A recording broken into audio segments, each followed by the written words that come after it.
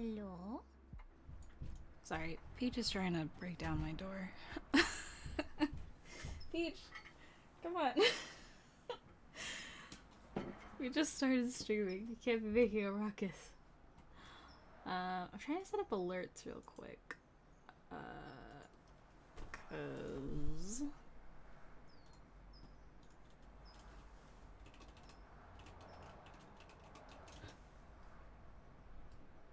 I really want my Korok sounds to play. Oh, I haven't talked all day. That's why. Yeah, I haven't talked at all today. So I sound a little croaky because I've been working and no reason to say anything to anyone when you're doing that. Okay, wait. I want to try it. Miss Peach, please. We're gonna try and emulate. Whoa, whoa, whoa, whoa, whoa.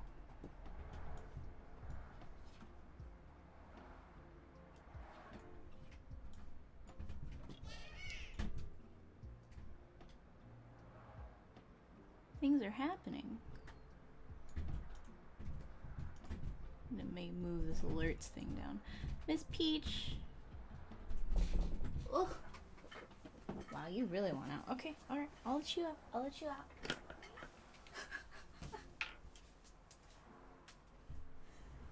She desperately wants to get out. I just heard this thunder and sound. Also, if I turn on the shower, is it loud maybe? No, it's fine. Okay, because I grew up with a bathroom wall thing, and it was just damn loud. So every time I turn on the shower, you're streaming. No, it's okay. I mean, background noise is whatever. Like, we hear cars all the time. Oh, yeah. I feel like I might just have to leave the door open for the cats. Yeah, I think I'm just being insane. Alright. Okay, well, hope you guys don't mind me talking anymore. Okay, cool. Sorry. The cats are wilding out, so I had to open the door, which will suck, but it's okay. Whoa, why does it play twice? Very strange. Well, let's hope that doesn't do that on... Oh, maybe it's because I'm listening to it play from OBS and then it's also playing from Stream Elements, maybe? Okay, well, we'll see what happens with that. I will post the thing on the Discord. Let's hope it doesn't play twice. If it does, that is going to be a whole nother thing I have to troubleshoot.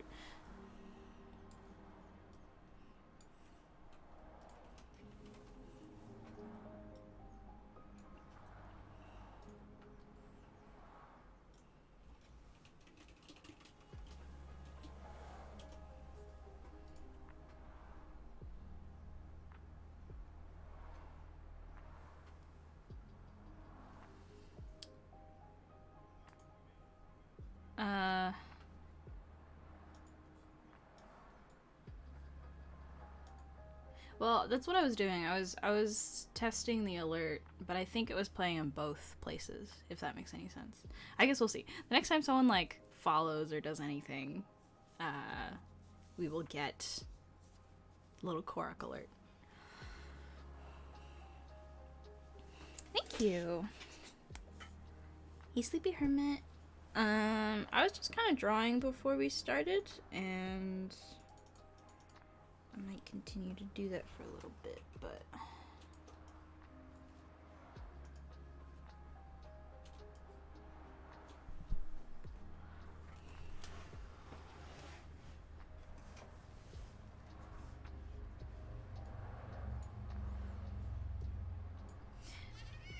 Oh!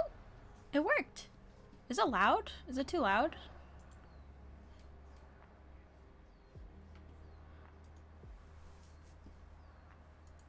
It might be a little too loud when the raid music comes up. So let me turn it down just like by a little bit. Is it okay? Okay. Well, we'll see. We'll see. Um, Excellent. Thank you for the Twitch Prime sub for 25 months. We're over a year. Welcome back. Sophia, thank you for the tier 1 sub for 3 months. Welcome, welcome back. Hey, Sunburns. Hey, I said Orphe. Ophi loves ramen. Thank you, thank you. Hey, Potassium. Hey, Luma. How have I been? Work has been nice to you? It's been alright. I mean, it's kind of just been a week, as it always is. Let's see. I've been drawing in Clip Studio for today, for fun. Just for funsies.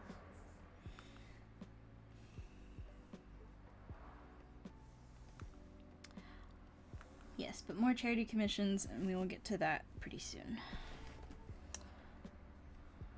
Hey, Miri. Hey, Milo.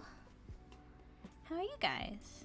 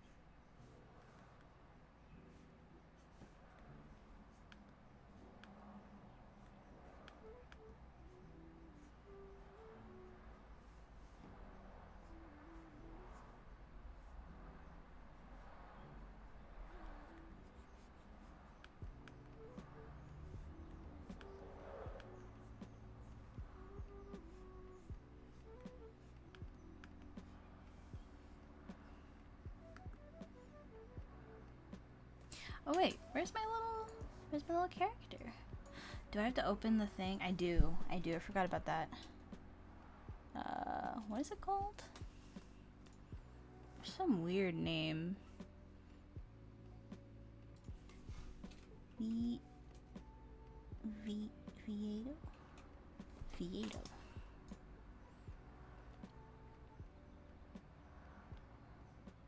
Oof, it sounds like you've had a long day. Do I have a favorite Clip Studio brush? Yeah, I mean, a lot of these I downloaded. But the Sucreme pencil is always great. I do like the textured pen quite a bit. I've downloaded a bunch. The G pen is also really nice as well. There we go. There she is. She's talking now.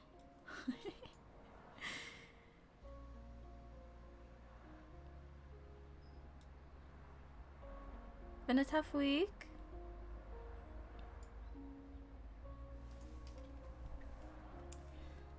Well, I hope that you can take a short break for a little bit. Recover from the week that you've had.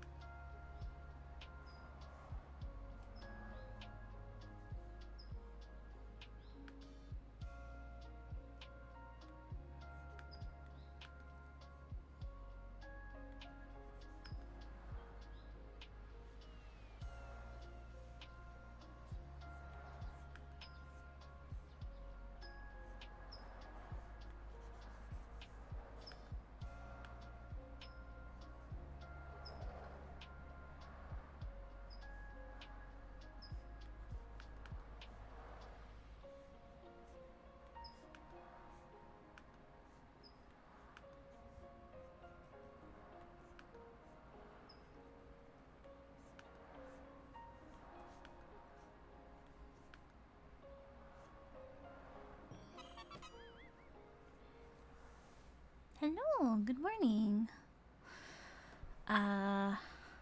Your splash screen a while ago, was it done in Clip Studio 2? No, that was done in Photoshop. Good morning, Swipe. Wait, why am I drawing in Clip Studio? Just cause. I don't know. Felt like it. I haven't drawn in Clip Studio in a while. Seemed like fun. Just wondering, who are your favorite character artists that you admire and aspire to be like? Doesn't have to be character design ones, but ones that do things that interested you. Ivana Mudson is one. Let me see. I don't remember names very well. So let me see. I have a couple that I've saved. I feel like my answer changes slightly every time because I remember some people and then I don't remember others. There's an artist called Tooth Woo on ArtStation. His stuff is always really fun and cool. Let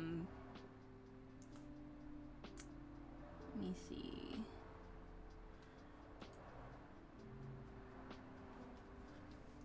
Honestly, like, there's so many people that are insane with character design.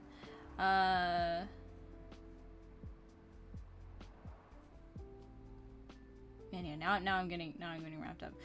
Looking at a bunch of character design stuff. It's just so fun. Let's see. Are there any that are easy to name? I like. Oh, his name changed. Actually, I didn't know this was his real name. Pavel Histrov. He's also on ArtStation. His stuff is fantastically rendered, and he's got a really fun style as well.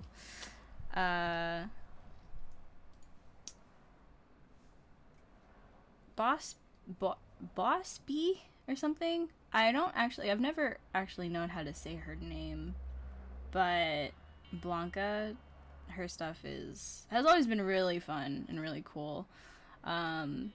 Absolutely has been a long time favorite designer artist of mine. I've followed her ever since I was like in high school. Her stuff is, as always, amazing. Yeah, no, there's just so many artists out there that I really like. It's kind of hard to name them all. I like a little bit of a lot of people. I can't really say there's like one person that I really admire, I guess. How do you make the little emote talker? So there is this program called VideoTube. So as you can see, this little thing. What you do is you put in images for certain states. So I have one for when I'm not doing anything and there's no sound. One for when I'm talking, and then one for when I'm talking and blinking. So if I talk long enough without any pausing, you might see that I switch my pose a little bit occasionally. And that is just to give it a little bit more variety. I'm pretty sure this is like a free program that you can download. But yeah, you can switch like what it does when you talk. And I just have it set to, I think, bouncing. Yeah. And, you know, there's also like a sound threshold stuff so that you can change when it starts to count it as talking. So it's fun. I saw this on one of my friend's streams, and I've kind of been wanting to do like a little speaking avatar for a really long time. Not in like a PNG tuber sense. It's crazy how like VTubers started coming around the time that I was interested in this, because I really don't consider using art as like a little avatar to be like a VTuber thing. But a lot of materials and a lot of like programs have come out now in order to help people do this kind of stuff. So it's way easier to do it now than it used to be. But yeah, so there's a program now to do that kind of stuff. And like people have made programs though that when your friends talk on Discord, you have little avatars that talk, so I wanted to upgrade a little bit. Have I watched Love, Death, and Robots Volume 3? I have not. I did not know that came out already.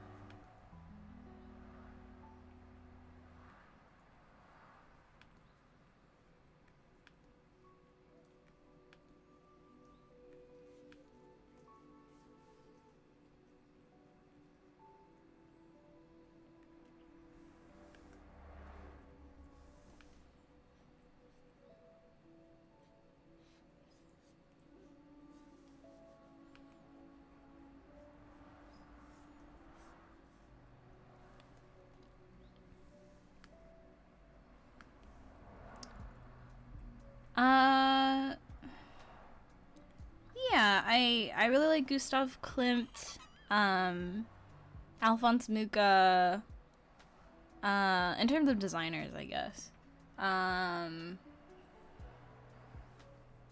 Egon Schiele,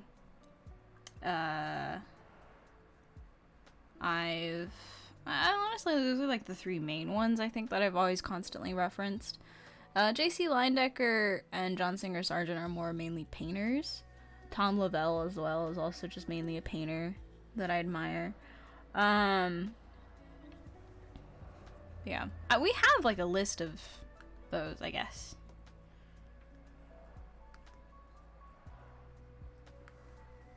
Yeah, it was because the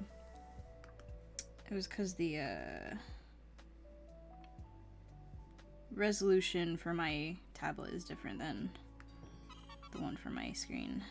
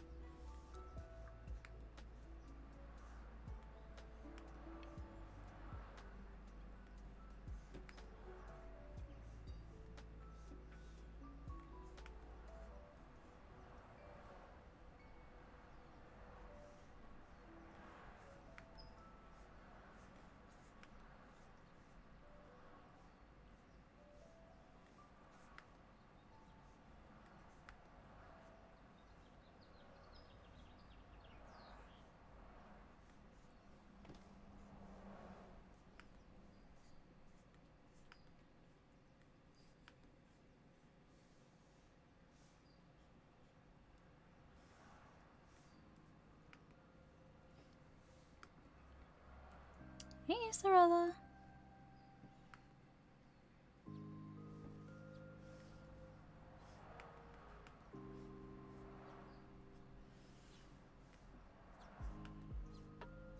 It really just rolls off the tongue for sure, yeah.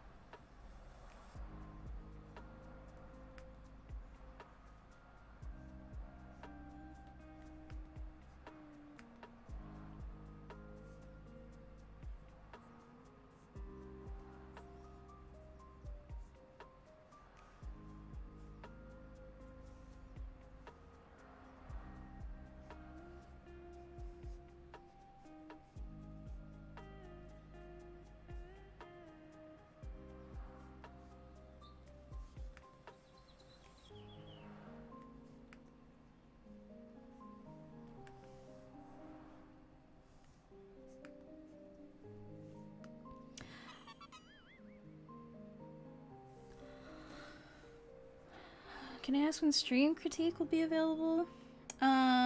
Most likely, if we are gonna do it, I would like to do it after I finished all of the commissions.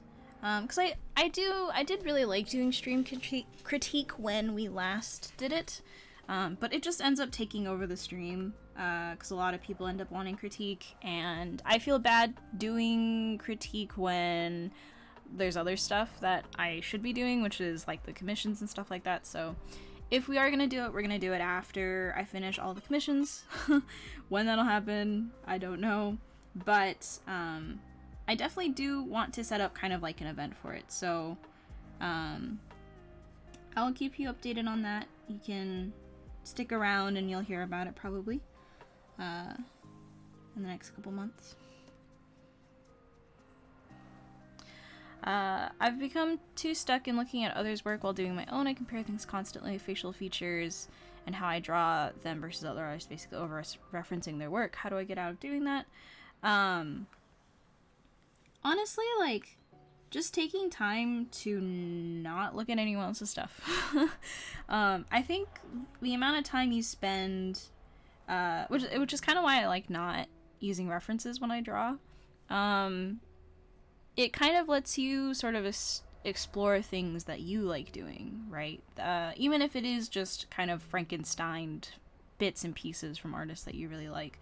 I think you're naturally drawn to things that really suit you. They don't feel like it's a hassle to implement. They don't feel like you're just doing something because someone else did it and you know you want to emulate them. It's more so that, you know, taking the time to really explore for yourself what it is that you enjoy about certain styles, what do you enjoy drawing, and what feels natural to you. I think might end up giving you a sense for what is actually your kind of style versus what is stuff that you've sort of taken from other people. Taking more time to establish that for yourself, I think, will be much more enlightening, I guess. Especially if you take the time to do it relatively frequently. I like drawing without any kind of reference. Because then I can really test out things for myself and see, you know, I picked this up from an artist I was looking at recently, but do I actually like it? Is it something that I want to keep? Or is it something that I think I liked just because, you know, I was influenced by it and I read it recently? Because we are very much a culmination of styles and artists that we are currently looking at. Which is why I think if you're trying to aim for a very specific style, it's very important that you know, limit your day-to-day kind of content to the directions that you're trying to go for, right? Like if you want to draw in kind of a paint in a more painterly, semi-realistic style, it's important that you kind of surround yourself with that. If you want to go for a more anime look, you surround yourself with that kind of stuff. And your art will very much be influenced by the stuff that you see every day. So if you don't want to spend so much of your time just being kind of a derivative of other people, then the only way that you can kind of start doing that is spending more time with yourself. And just kind of exploring and having that conversation with yourself. I try to limit me looking at other artists to when I'm not drawing. Like, just you know, like browsing through social media and stuff.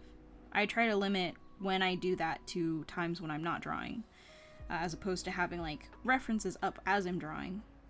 Because I like people's work, I like seeing new stuff, and I like learning from people, but I'm not trying to be them, right? And so at a certain point, it kind of stops being useful to reference people beyond just kind of appreciating that there are other artists out there doing really cool stuff.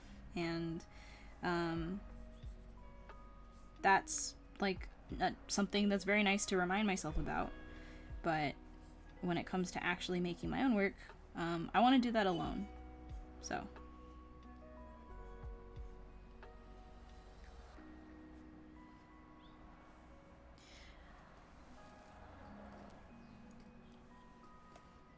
do you have any advice on how to make characters look interesting, have them not look like NPCs?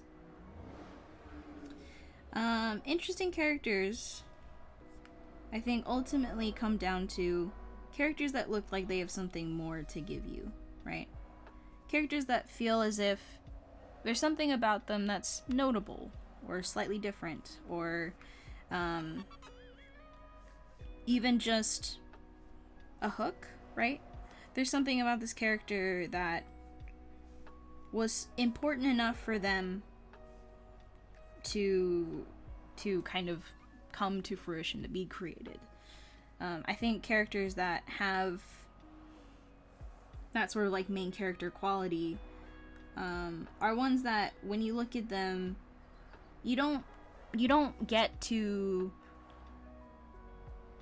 see all of them the first time, right? You have to take one or two more glances to really get their whole spiel, right? You look at them multiple times to say like, oh, you know, like this is like their pose and their personality, and like they have an interesting weapon, or they have like an interesting item, or they have like a tattoo or something like that.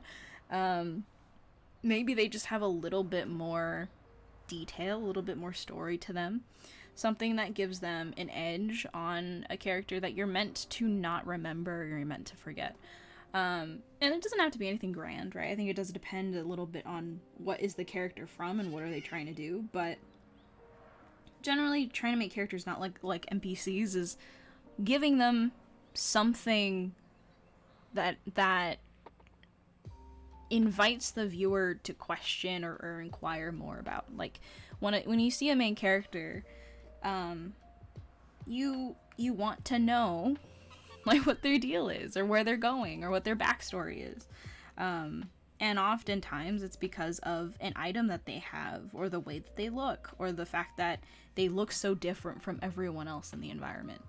Not to say that boring characters or boring looking characters can't be main characters, but at that point you have to decide, is the design the thing that makes this character the main character, or an interesting character, or a notable character?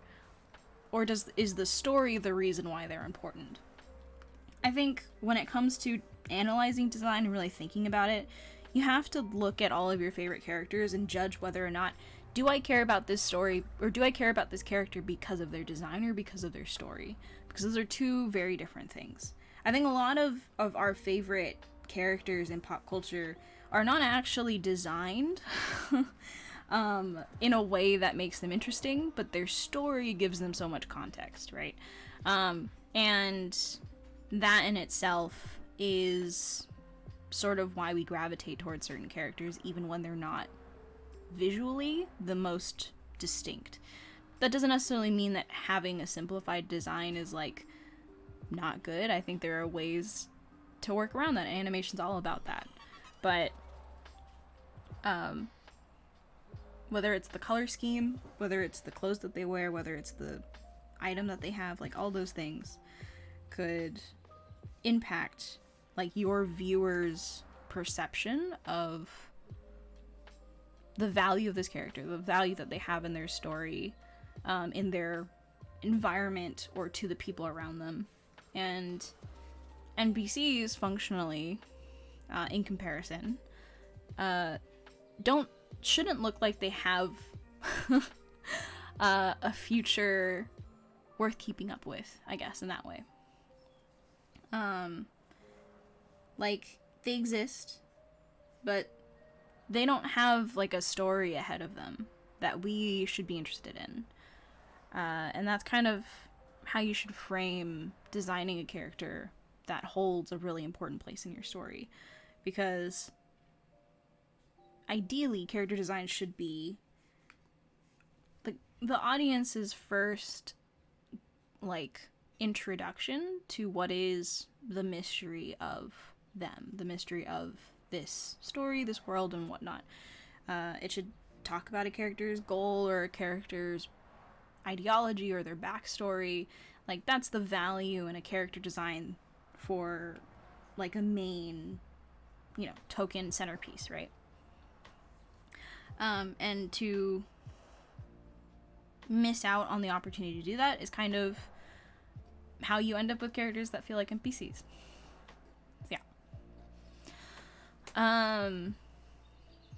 Sorry, I'm using my hands a lot, so I'm not really drawing as much. I use Photoshop. What version do I use? The newest one, I think, or 2020, 2021. Ophi, thank you for the tier 1 sub. Or gift sub, thank you. Tips on making a commission sheet. Commission sheets, they come in a variety of styles, but I really recommend making sure that you have a couple of things on there, right? The simpler your commission sheet, the better. Like, I think the sheet itself shouldn't be super complicated. You can have a couple of different pages to showcase, you know, the prices and the examples. The rules could be on a different page. I think the easier it is for like there to be one page, the better, because it just makes it easier for people that are kind of looking for like examples of what you can do. It just makes it easier for them to see that. So I'd say try and pick a couple of main styles that you can do. Make sure that the price is very clearly indicated for that specific style. And make sure that it's, you know, easy to read. The text is like a good size. It's not too hard. Like, people don't have to zoom in to read stuff.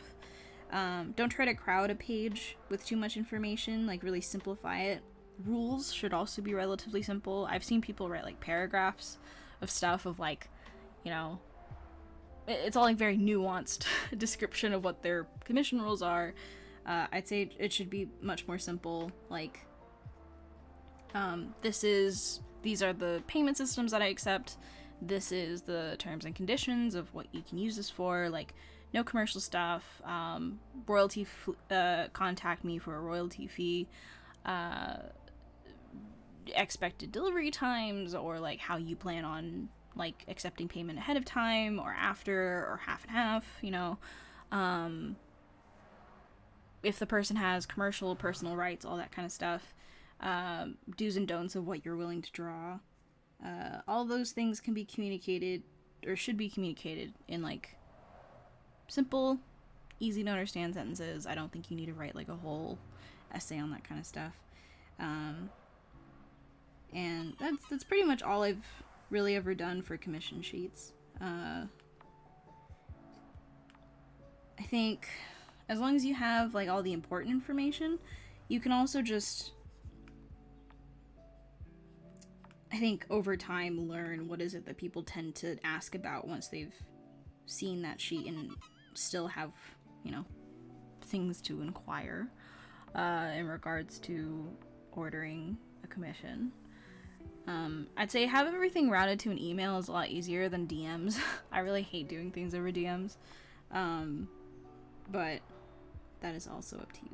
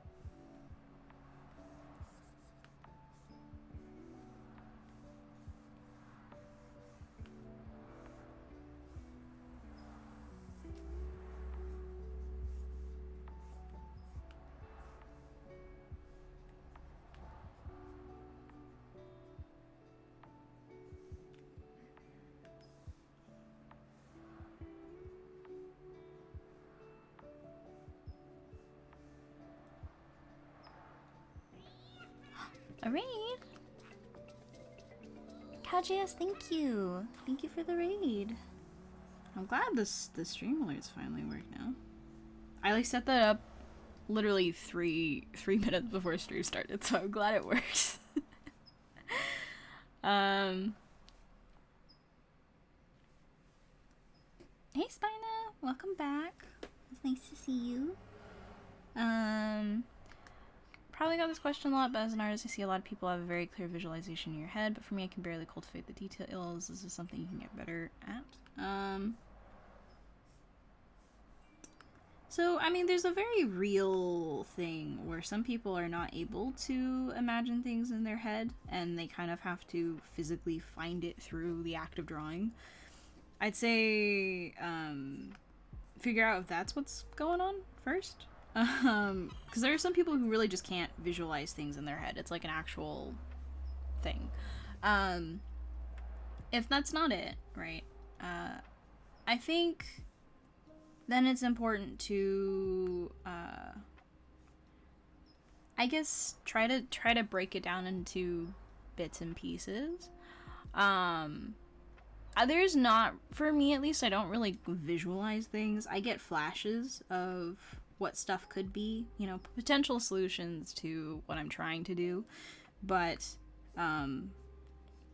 it's not as if at any given point in time I have like a clear vision and I just translate it to paper. At least for me, that's never how I've worked.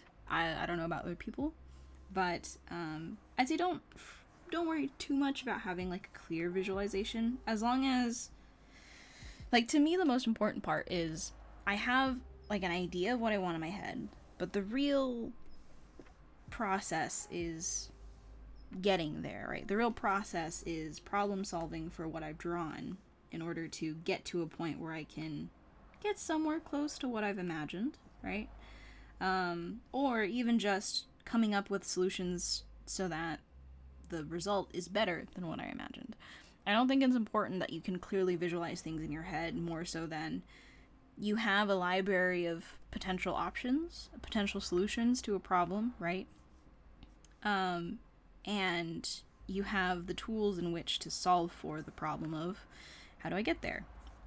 And regardless of whether or not it looks exactly as you imagined it, that doesn't matter. I don't think it ever matters that you translate what you want directly to paper, unless that's like actually your goal, because no one's gonna know what it is that you had in your head, right? No one's gonna know or really even care that how you envisioned it. What matters is what you've put on paper to describe that idea. And so it matters more that what the result looks like is, you know, to the standards that you have for yourself.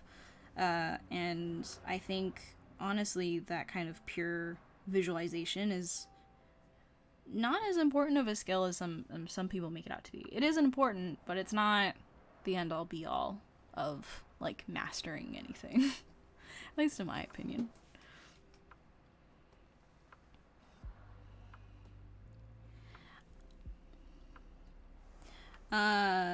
No, this is not Sophie.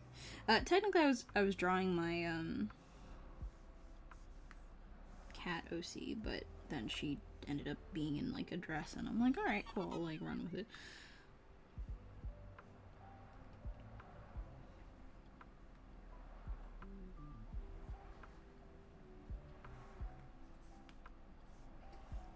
Oh, Peach is in my room. Okay, I can finally close the door.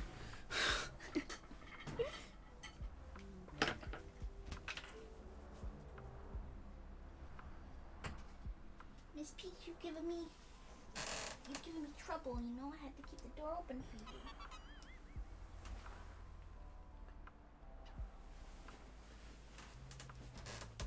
I just gave her some pets.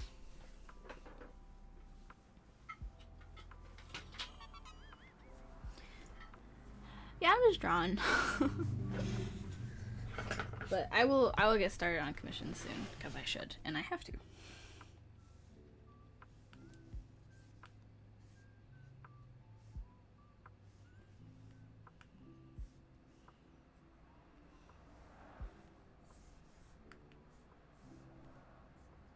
Oh my god, wait. Look. I took some, in my opinion, pretty cool pictures last night in Final Fantasy XIV. And I just wanted to share because I think they turned out really cool. Let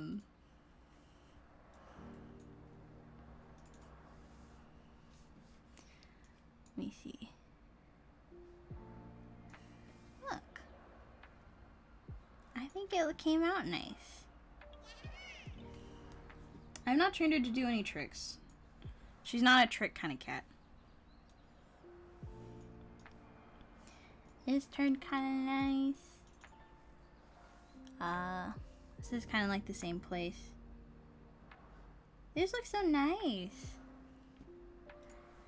I just got really like excited about taking pictures last night. Yeah, I figured out how to change the weather so that I could get the old look back for the dungeon. It's just such a nice color scheme that they made for that, and I can't believe that they don't let you go back to that weather just natively. But anyways, thinking about moving to Photoshop, any advice? Photoshop can be pretty confusing. It's kind of a dense program, and it wasn't really made for like the average artist, so to speak, I guess. So I'd say if you want to move to Photoshop, give yourself some time to really just get used to the program. Like, don't get too I guess hung up on, you know, not making good art in it for a bit, because like it's hard to make like stuff when you are still trying to learn how to even use the program you're making it in. And I did not make any good work, any work that I was proud of when I first started using Photoshop for like a really long time. And I've been using Photoshop for over 10 years at this point. And, you know, there are days even still when I kind of feel like I'm fighting the program a little bit, but it's good. I like Photoshop a lot. I know a lot of people don't support it because of Adobe, and that's totally fair. And, you know, there are times when I also think that Photoshop doesn't really have the excuse for having been around for so long and still being kind of as terrible as it is. But I really like using it. It's easy for me. It's simple. It makes sense to me. And whenever I use other programs, it just doesn't feel right or the same. So, you know, I wholeheartedly vouch for it in the way that I am fully aware that this is Stockholm Syndrome that I developed with Photoshop. But I can't deny the facts, and the facts are, I will 100% always go back to Photoshop, at least for the foreseeable future. I don't think there's a chance of me fully switching to any other program, because in Photoshop I can do everything, but in other programs I feel like Clip Studio, I would not paint in Clip Studio. I know that you can. I know a lot of people have done really good stuff in Clip Studio, but I will not paint in Clip Studio. I've tried and it sucks. And a lot of my work is painting. So I can't use this program for work if I don't feel comfortable and like I feel like I can fully express what I'm trying to do. It's a lot easier to accomplish in Photoshop for me because I'm used to it. And so, you know, that's one thing.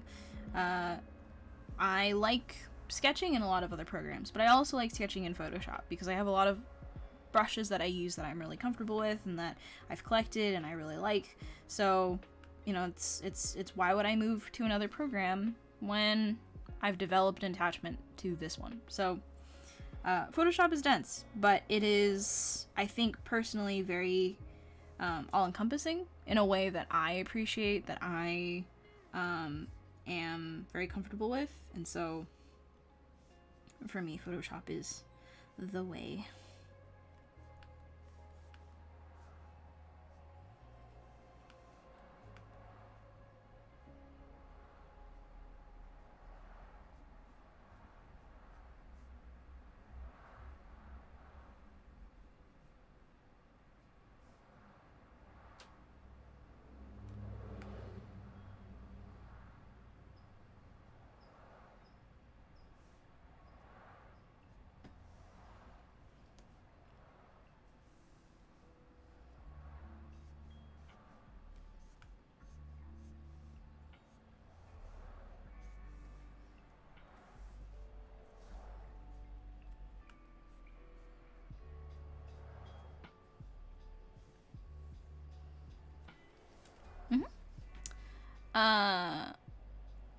Well, so funny to talk about this with everything that's been going on with 14, but oh, Smitchy Mans, thank you for the tier 1 sub. But there is not a plugin, it's a program that interacts with 14, which is called Anamnesis or whatever. I forget how to really say it, but it's called Anamnesis, and it lets you change like graphical elements when you're in G-pose. Right, so in G-pose, I can change the weather system around me. I can change the time of day. I can change my outfit. Like, it lets you kind of basically fake a lot of these visual graphical elements in order to achieve the look of the screenshot. And it also lets you pose characters as well, which is how a lot of people do those poses that are not in the game. And so that specific program has the ability to change the weather system. And there are 2 weather systems allowed in that dungeon, which is, I think, Termination and Inevitability is what they're called. Termination is what the weather system is after you've completed the dungeon. It's what everything looks like. It's like that super dead look, right? Everything's gray. Inevitability is before that. It's when everything's yellow and the sky is bright and all that kind of stuff. So if you change the weather system back, you can walk around and it'll just be that for you on your screen. But it won't be like that for anyone else if they were in that kind of explorer mode with you. And I downloaded it because I really wanted to take pictures in that world, but couldn't change the weather system unless you used it. So I did, and it turned out great. Let me fade back to this for a second so I can open Photoshop and make sure nothing NDA is open on anything, because that would be terrible and unfortunate and awful. Let me save this in my folder so that when I open File Viewer, it won't show something it's not supposed to. So the first one we're going to start with is for Southpaw.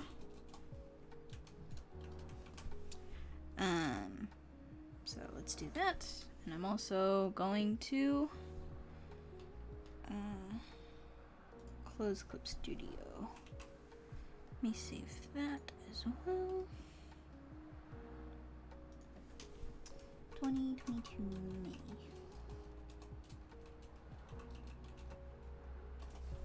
Very cool. So let us start with some stuff. I canceled D&D to come and draw while you stream this week. Oh, well, thank you. I am more than flattered that you took the time to come by.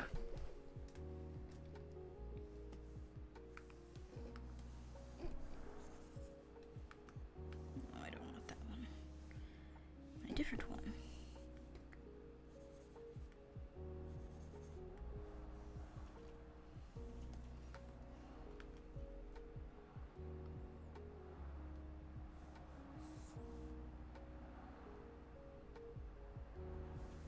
I don't want this one.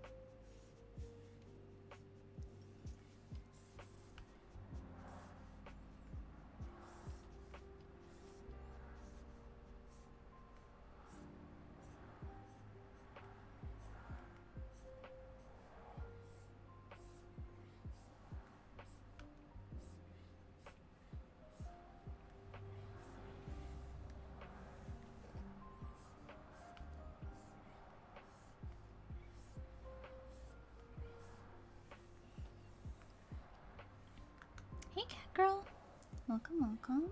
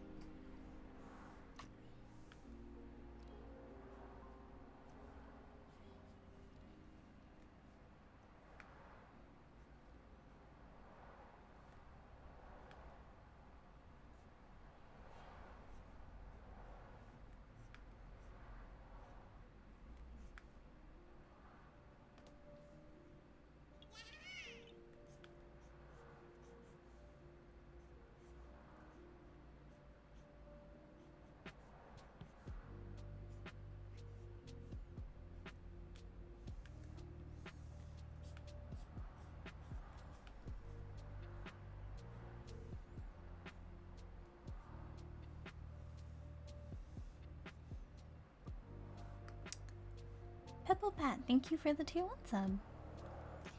Thank you so much.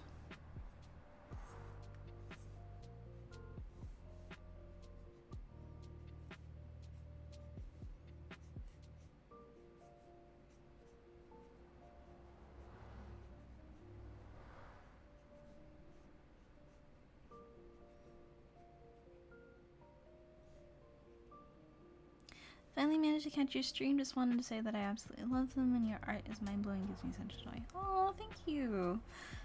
It's very nice. It's very nice of you. Thank you.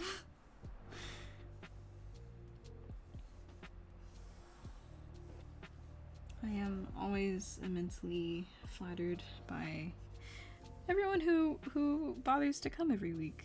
And anyone who drops by. It's very nice of you, always.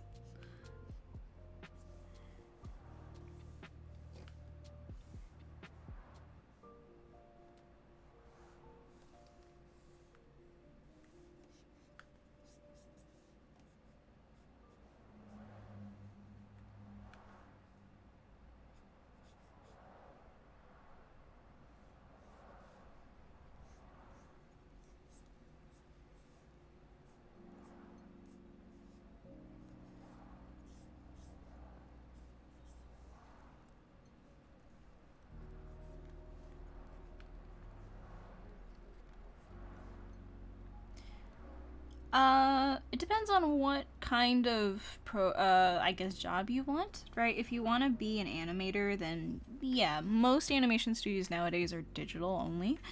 And so learning learning through how to animate through an actual program. Each studio uses a different program, a different set of programs that you have to learn. Knowing how to or learning to be familiar with how they generally work and how to use them is, I think, at this point necessary. But there are other jobs, I think, within animation that have less to do with the actual animation programs. So I think it depends on what you want to do, right? If you just want to be a straight animator, then yes, I think it's very important. But maybe you want to work in like Foley, or you want to work in being a producer in animation, or you want to be kind of a like a production assistant, or team coordinator, or script writer. I think storyboarders still do have programs that they use, and they tend to use the same programs for storyboarding, or very similar programs for storyboarding, but you can also storyboard in not those programs if you wanted to. But I think a lot of people tend to use like Toon Boom, stuff like that. But seeing as I don't work in animation, there's like a limit to what I can personally say. But I don't think it's a bad idea. How am I doing today? I'm doing good. I am doing pretty alright.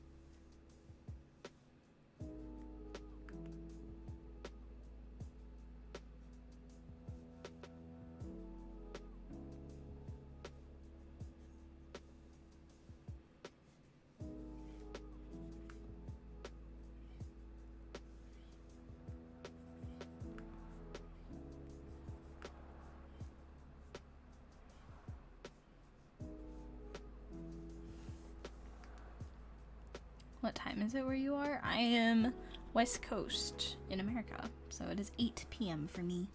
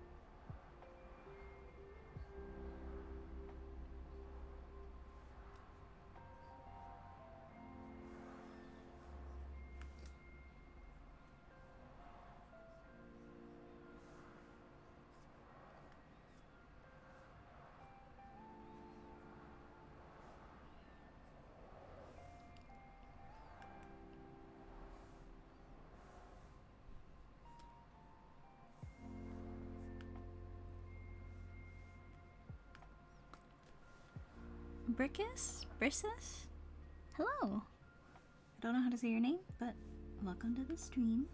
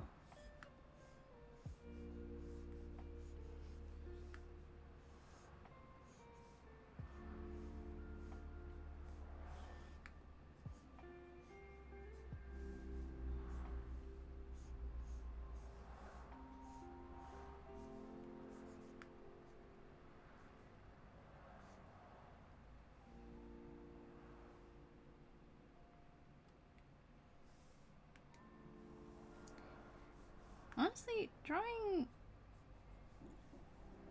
old people is pretty fun. Like, I had to draw a lot of not hot people recently, and I've been really enjoying it.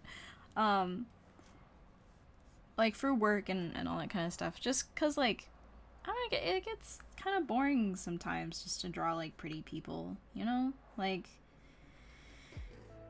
the pressure of having to draw someone who's, like, attractive, or, like, it's so easy to make them not attractive, versus if you just draw people that are normal and average by comparison, like, you can't really go wrong drawing them over drawing someone that's supposed to, like, have all the current modern markers of beauty. It's just, lately I've been really enjoying doing that kind of stuff, because, like, it gets pretty boring after a while to only draw people that someone's going to be attracted to, or that is going to sell well or market well. Sometimes it's nice just to draw normal people.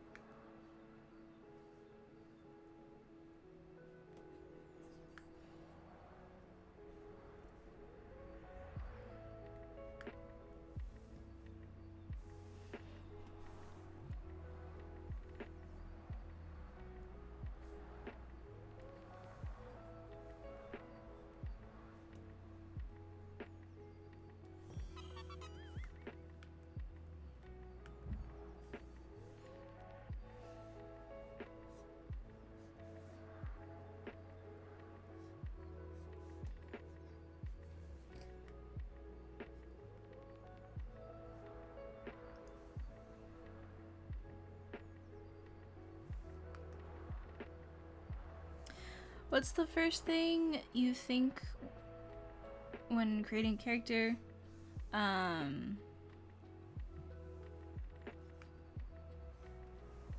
I try to think about what makes them so special, I guess, you know? I first tried, like, some people call it a hook, some people call it, like, or just say, like, think of the focal point first. Some people say, think of the story. I just like to think about what makes a character so interesting, right? Like, what about this character is the noteworthy thing for me. Not a lot of my characters are very, I think, eye-catching. Like, not the ones that I don't necessarily like design, right? Because I have quite a few characters that I've posted about that are definitely designed to look interesting and unique, but for me, I don't think it has to be that someone has, like, a big, you know, sword, or someone you know, has, like, crazy color schemes. Like, I feel like you can make a pretty simple but unique character just from a multiple of elements, like their personality showing through their pose, the contents of their costume, and then the elements of their world, right? If you like put all those things together, I don't think it's all that difficult to come up with like a character premise that is interesting. And sometimes you only need one of those things to just start the process. So, you know, when I was making my character Mira, let me see if I have like a picture of her.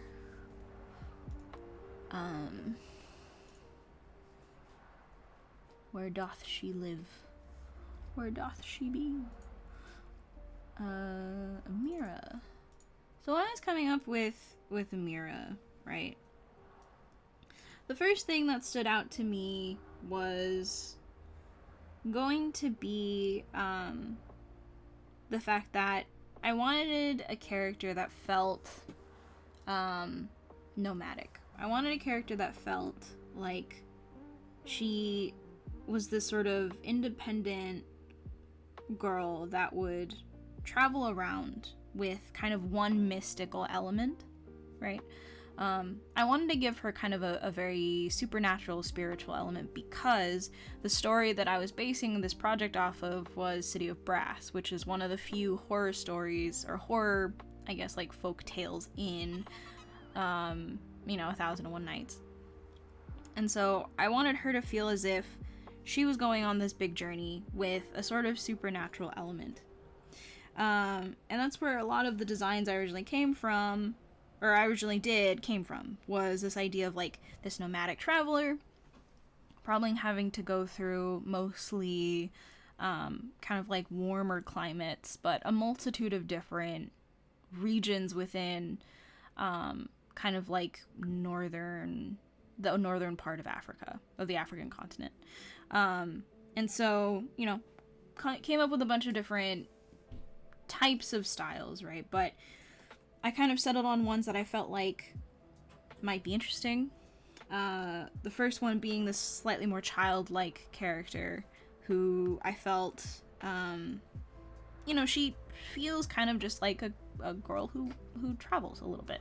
But she has this sort of like magical lamp that talks to her. Or sort of this like Moroccan lamp that kind of talks to her. The second one is a little bit more classical character design of like she has this giant scroll on her.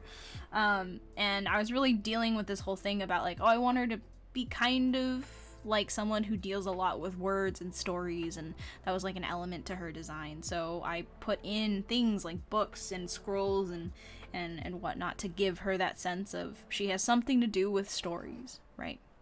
And in the lore of her, she is someone who goes out and collects and verifies supernatural stories. And the last one is a little bit more like docile. She's just kind of someone who is going through the world. She's a little bit more shy, but she has this giant lamp strapped to her. And in the end, I didn't really feel like the last two hit the character I wanted to create, which was this independent traveler who had just like the hint of a supernatural thing, right? The last two felt very much like, hey, look at this giant scroll on my back, or look at this giant lantern on my back. I wanted to go with the design that felt like you could kind of not notice her if she was just walking through your town, but mainly when you looked at her a little bit more, right? You looked at her twice or three times, you saw that she had this kind of weird lamp on her, and she has a book. If she turned around, you'd see the book, and it's larger than a normal book, right? So she's got like elements to her which are out of the ordinary. But if you looked at her, she's just kind of visually interesting, and that's me trying to put in a little bit of that like environment flavor, giving her a little bit more context visually. She also has like a spiritual bird, like a little bird spirit, an Anka. So these small elements of what makes her unique, what makes her interesting, stemming from the original idea that I had, which was a small independent traveler, a little girl who has hints of the supernatural, right? And that's kind of where I wanted her to go, and it's sort of where she's ended up. I've definitely thought about redesigning her a little bit. I definitely want to really take a look at her hat and her turban and really figure that design out.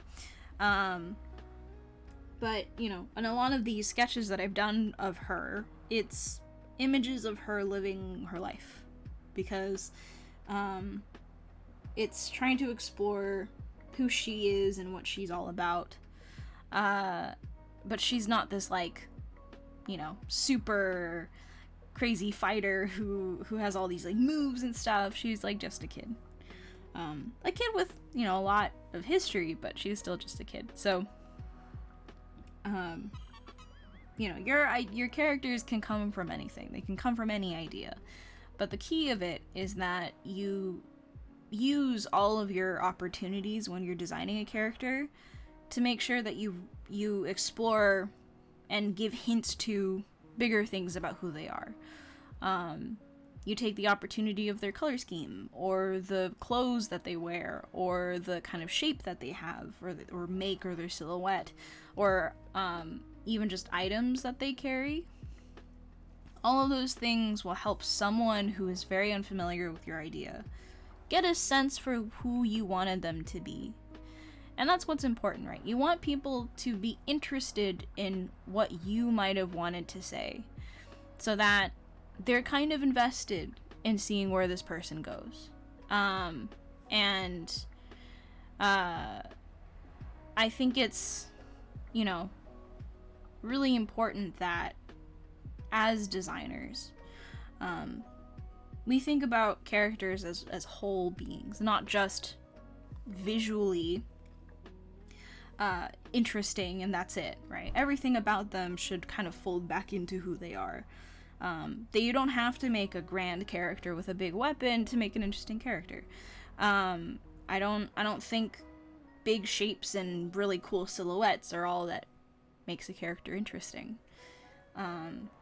So, you know, when you're starting to design something, I don't think you have to try to make something crazy cool and interesting. Alright, it doesn't have to be an original idea, but it just has to be interesting and cool to you. And you can start there, because you can make, I think, a really cool idea just if you give it the time to really age, give it the time to really develop itself. You know, a lot of people talk about when an idea is not fully formed, right? They call about, like, it's kind of a really super, like, oh, hi! Are you gonna just drop by, or are you gonna hang out? I'm gonna drop by. We're outside. Okay. Sorry, I didn't mind her. No worries. It's Gary. Gary's here. You give me food. Hello. Give me food. It's gonna be really soggy because it's been in there for a while. That's fine. Yeah. Because it gets to be really oily. That's fine. Okay, thank you. Of course. Give Peach Pets. Wait, is she here? Is she not there? She in left. bed? Oh, she might have left. She might be outside. Oh, okay. Okay, that's fine. Okay. When you eat this, it's gonna be soggy. Be careful. Okay, I'll see you tomorrow. Yeah. Okay. Bye. Bye-bye. Thank you. Here's Peach. Oh, there's Peach. Yeah, Gary dropped by to give me food. They got tacos. And I couldn't go because I was gonna stream, so he brought me tacos back. What was I saying? Something. Anyways, yeah, characters are cool. You can make an idea out of nothing. Oh, right. Sorry, I'm just, like, talking at this point.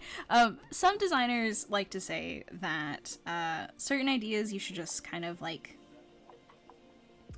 if an idea is not good from the get-go, it's not worth doing. And I agree with that to a certain extent, right? I think sometimes it's better to cut your losses. Don't spend too much time on an idea that's not going to give you anything in return. But also, I don't think all ideas have to be grand, big, like, super unique and awesome all the time. I think there's something very valuable about developing a design based on stuff that you genuinely enjoy and are interested in. And that might not always be the big, uber special, like, silhouette-based, sheep-based, like, cool thing, right? I think characters are so much more special than that, because they can bring and be valuable without being all that special. So if you have an idea for a character, but you're worried that it's not, like, good enough, I'd say just try it, right? Just give it a shot. If you're working on something like a job, like then, you know, you have to think about it a little bit more, but when you're just kind of doing it for yourself, like give every character a shot. Give every character a try, because I don't know, you might find a character that actually does have a cool idea and a cool premise. But I'll be honest, like a lot of my characters that I draw all the time, like they don't have any big story or any big thing. Like I draw my little avatar that is currently talking. I used to draw her a lot for no reason except for the fact that I just like drawing her. She has no story. There's no really like big anything about her. She kind of looks like me, or rather, I kind of look like her, and that's like about it. But I draw her a lot, and I like her. She's I think a character that I have a really strong attachment to. But design-wise, she's not very special at all. Likewise, you know, my characters, Amira and Horengi, both have very strong visual hooks, right? Horengi is this, like, kind of bubblegum pink, what are they called? Roller derby girl, right? With, like, these big robotic legs, and Amira is a little bit more like toned down, but she does have supernatural elements like this ghost lantern or this big book, you know, that she carries. All those things are parts that make them special, but that's kind of not what I do all the time. And if you have an idea that you want to try out, then I'd say go for it, even if it doesn't feel crazy innovative.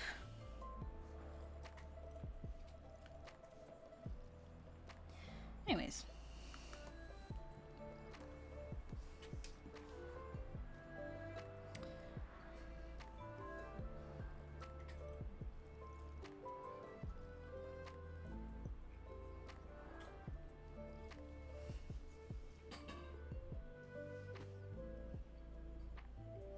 Thinking about making a new VizDev portfolio. What do you think about basing your project on a book? Main problem is creating a good story base. I don't think it's a bad idea. I think it's a kind of a dated one, though. I don't know. I think there's always something fun about creating your own story. You don't need, like, a good story behind your VizDev portfolio, right? I think good ideas and a good story are different things. Someone can be really good at coming up with ideas, you know, but not actually be that good at writing, like, a compelling story. And I think, more importantly, you should think about how to use this project to really show off your tastes and interests, in a way that's also gonna show off your technical skills and your personal specializations, you know? Focus on things that will really help you shine, both in, like, personality and in, like, technical skill, versus just stuff that, you know, you've seen other people do projects on. But that being said, a lot of people do tend to make their projects based off of other pre-existing IPs, and it works out fine. So if you want to do that, then that's also good. I think it's okay.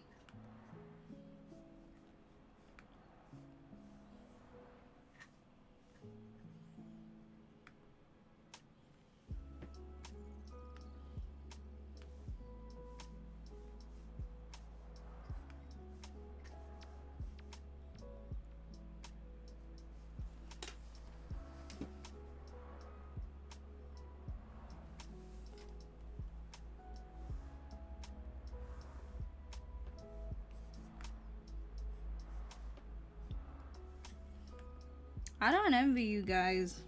I don't envy writers.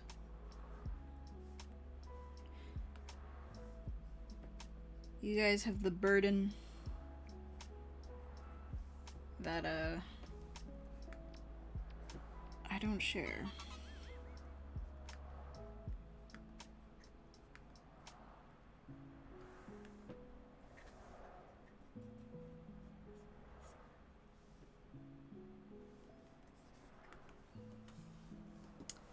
Nice. I hope your eyes are feeling better. Where is my friends? Make you feel sleepy? Interesting.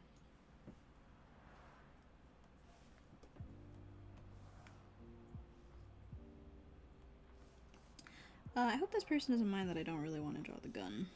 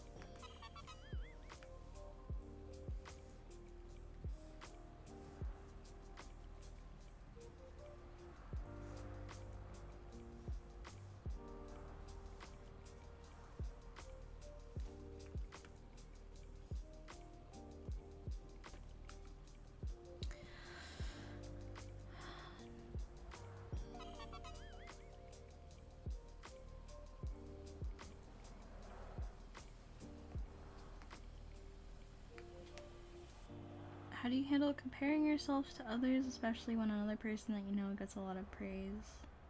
In your work, friend, school, group, struggling with this myself with work, but I know others can have a difficult time with this too.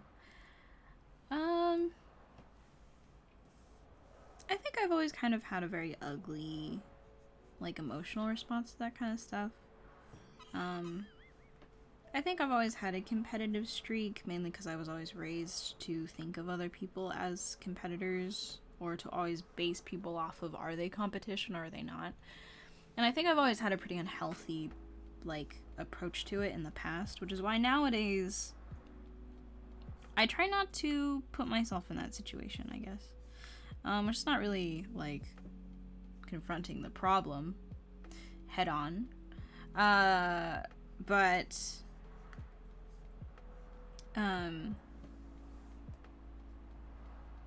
I think it's important to recognize, like,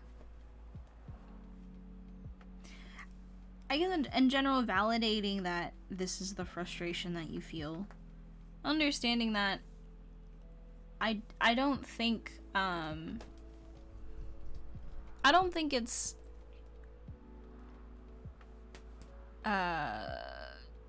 something that we can necessarily avoid. But at the same time, how we choose to act on that kind of feeling is far more important than the fact that we're feeling it. I still very much feel kind of hyper competitive at times. I feel kind of pathetic when I feel like I'm not doing as well as someone else, or when I feel like I'm falling behind or whatnot. And especially when I compare myself to some of my peers who I feel like have achieved so much more than me, or have accomplished so much more than me in their, like, own work and their own art.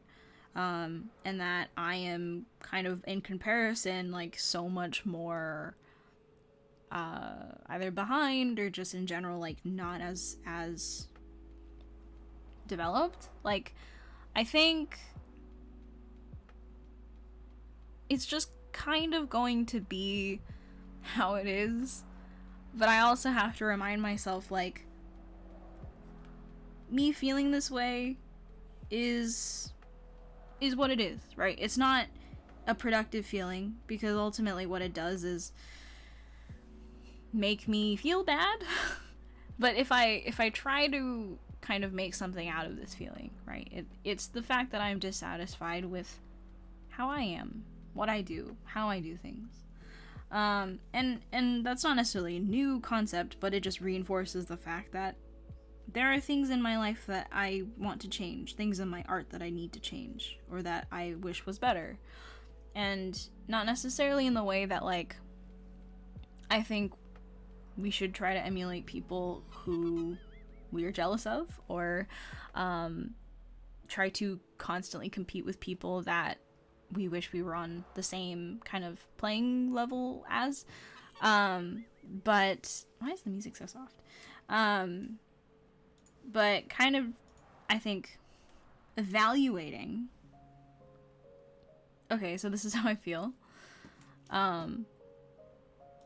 What is it that I can do with this feeling? And for me, for the longest time, right, I think I ran away from it. It was my response. I looked at people's art less. I didn't really want to confront what I was feeling, and that's kind of just how I dealt with it. And it's one way to do it, I guess. You know, I retreated from social media in a lot of ways. I don't see other people's work as much.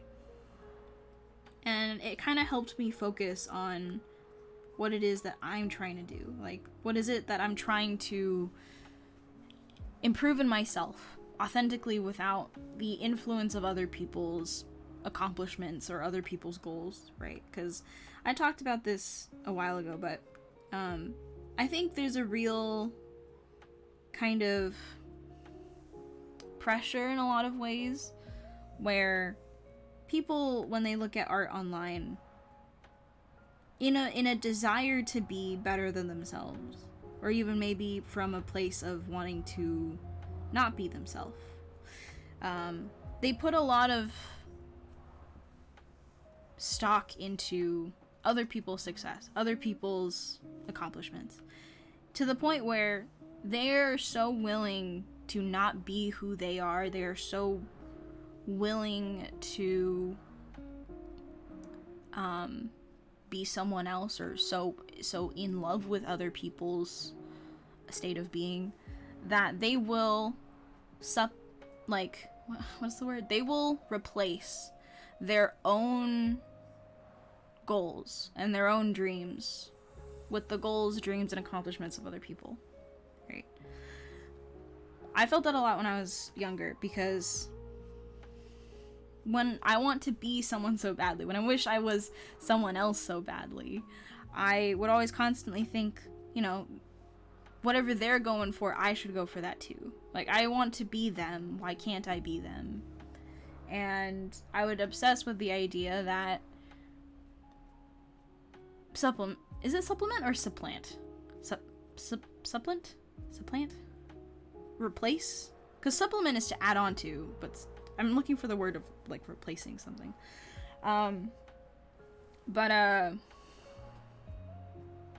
Yeah, so you know, I would kind of feel as if I needed to replace who I was,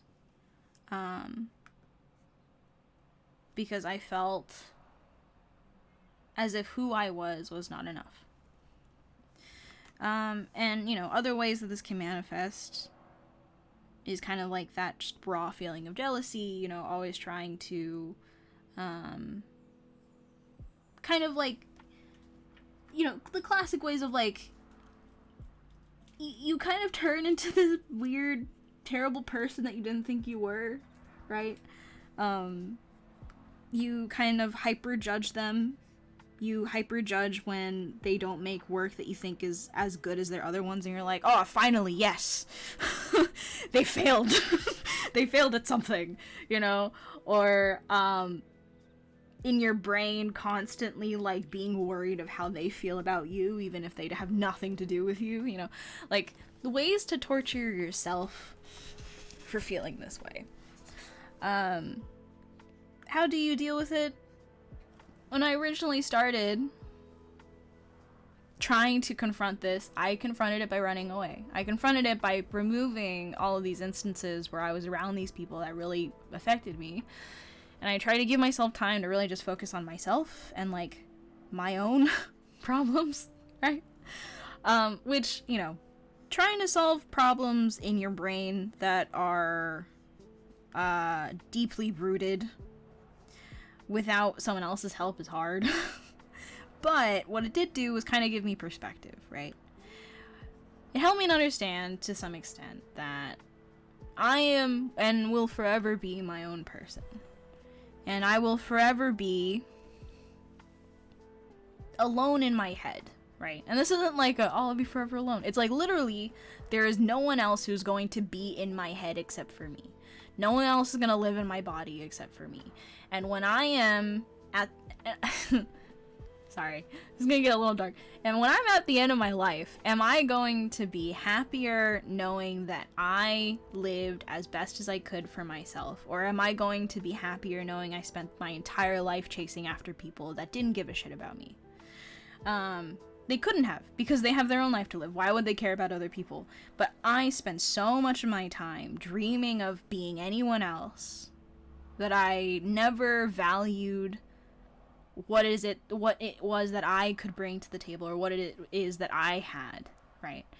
I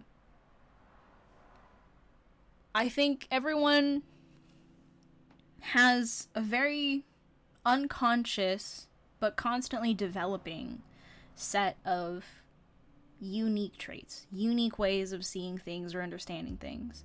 It comes out in your art as a style, right?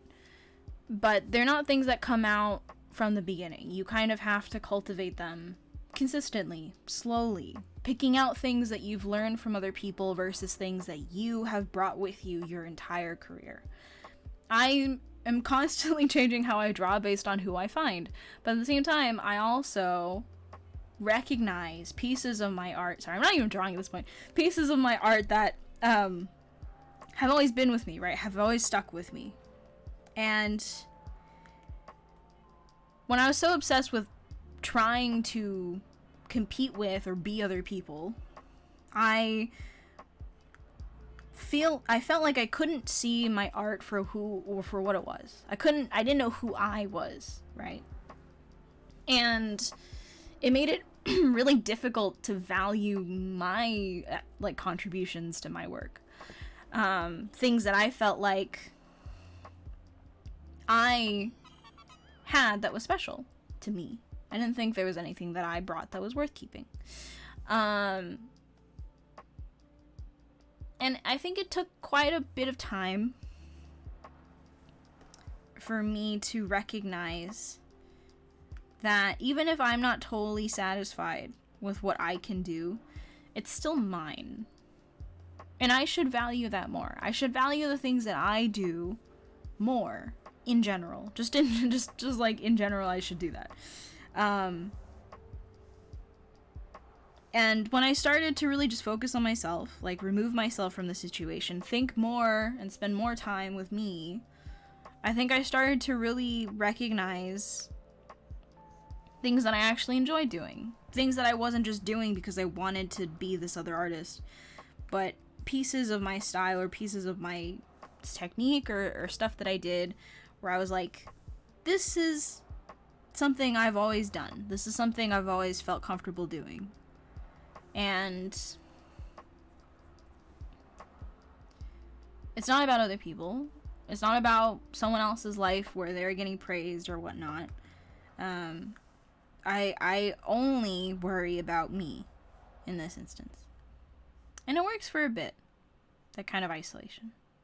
It stops working after a while, but it worked for a bit because it reminded me of how much shit is going on in my life. Like, I can't even begin to care about someone else's life, someone else's development or career. And in the same way, I shouldn't be sacrificing my own goals, my own either style or technique or whatnot. I shouldn't be supplementing or changing them for anyone else. Because, like, why am I taking on this other person's style goals when I don't actually want to even do that kind of stuff? Like, I don't even want to draw like that. But I just kind of felt like, you know, this person is so good. Why shouldn't maybe their dream is better than mine? Right? But it never is. Because I think there's real value in discovering what is and has always been inherently subconscious. I've felt a lot of, I guess, like, recently, a lot of relief from kind of just exploring things that I feel like I've never really put to words. And doing that all for myself, with myself. But ultimately, you know, where this conversation ends, where it always ends, is it sucks. It just straight up sucks, always. To know that there are other people out there, who you will never be, whose work you'll never do, whose quality you'll never reach. But it doesn't change anything. It doesn't change anything about how I live my life. It doesn't change anything about what I have to do moving forward. I still have to improve. I still have to work on my own stuff. I still have to do all these things. And taking, like, a short pit stop to just, like, be sad about, like, all the things I can't do that's all it is. It's just a pit stop. Ultimately, the train has to keep going. So, lately it's been a lot easier to just let myself feel these things. But the action I take post feeling that jealousy, that competitiveness, that kind of, like, cattiness that I think inherently comes with my personality, which sucks. It's a character flaw, for sure. But also, I think embracing the fact that it's a character flaw and then moving on from it is the best I can do. It's the action I want to take. I don't want to let it change anything about what I do. And that's all I can do, because it's just a roommate at this point that is freeloading off of my fridge, my grocery list, and I can't do anything about it. It's sleeping on the couch. It's right there next to with, like, anxiety and depression. It's gonna stay there for the rest of my life. I might as well learn to move past it at some point. And it's not like I'm totally past it, but it's just like I've accepted that it's gonna be with me. This, like, inherent sense of jealousy with other people that I deem as way better than me. It's just gonna be there. But I can move past it. I can focus on me. Because I've taken the time to really learn to appreciate and value what it is that I think I've always been developing. Something that I've always kind of worked towards. Whatever that is, whatever that may be, I don't know. But I think it's important to isolate yourself once in a while and really think about your life in the context of you. Right? Not in the context of other people. I'll be honest, not going on social media for like 90% of my week is the highlight of my week. Pet Peach! I will pet Peach. Give me a sec. I need to put my tablet on my on my desk. Miss Peach! I'm gonna pet you. Where should I pet you? I'm gonna pet you on your tummy. Yeah! Yes, Miss Peach! If I had a cat cam, this would be great, you know? Oh, she gave me licks. She's given you 3 licks. From her to me to you. Whoa. I hit my tower on my way back to my desk. Does Peach know any tricks? No, she does not. The only trick she does know is vomiting right after she has breakfast.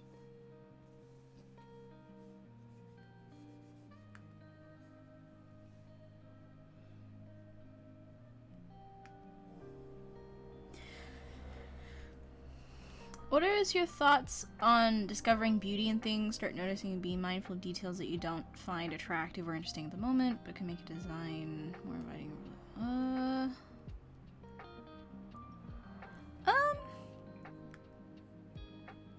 I'm not sure if I understand your question fully, but I'm gonna answer it in a way of I guess basically framing it like finding beauty in things that are not automatically beautiful, right? Because I think, in a way, a lot of people spend the beginning of their career or their, I guess just like creative life,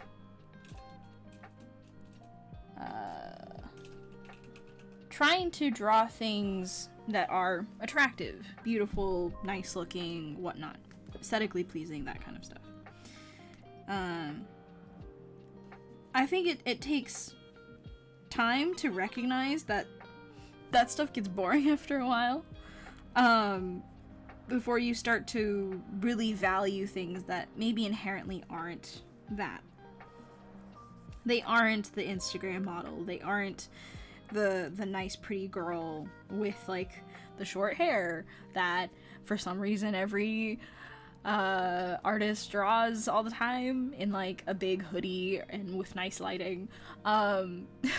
It's not the you know, sparkles and flowers and whatnot that seems to pop up with people online. And you know, I think a lot of the artists that I personally find much more interesting nowadays frequently tackle motifs or themes or visual details that just kind of aren't all that pretty, right? I think it's interesting because it's not in my nature. I think I'm a very basic person. It's not in my nature to seek out things that are not beautiful. And I like to think that it's challenging me to be a better person. I think of it like a challenge towards self-actualization, which is such a fucking like first world country thing to do. But I want to be someone who is more open, who is more excited by the stuff that isn't totally marketed and packaged to just be nice to look at, you know. I want to be someone who engages in all kinds of inspirations, all kinds of ideas, without being put off by the fact that it isn't nice or attractive to look at. And that desire came from, or followed years of me just being so content to try and draw like nice looking anime girls. So I just got tired. I got bored. And I think everyone ultimately gets bored. I think at some point you're going to get to a point where you're just kind of not interested in the things that you used to draw a lot. And it's gonna feel like you're in an art block. But I think art blocks in a lot of ways is your brain and your kind of creative side telling you, like, I'm bored with what we do. I'm bored with what I'm comfortable doing. And, you know, I don't think anyone feels I don't think it's easy to jump ship and to suddenly try drawing things that you're not used to. I think breaking your comfort zone is definitely like a big thing. But I think people get more bored than they think. I think they're more, oftentimes I think artists are pretty bored with what they've grown to draw all the time. And ultimately I think that kind of exploration into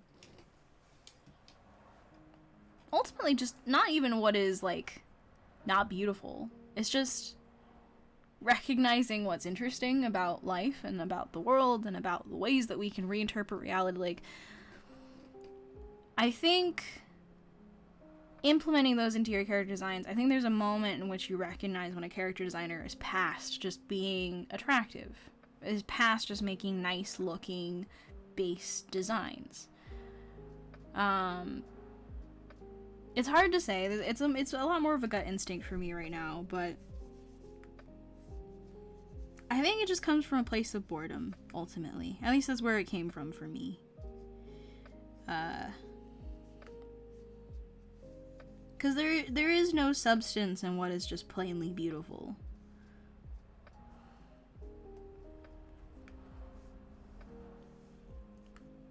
I think people and characters and worlds and ideas can be much more interesting than just, I'm nice to look at, you know?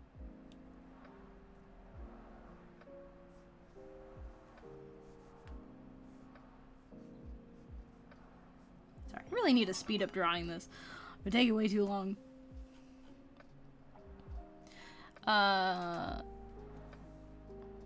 Very carefully is actually pretty accurate answer to that question.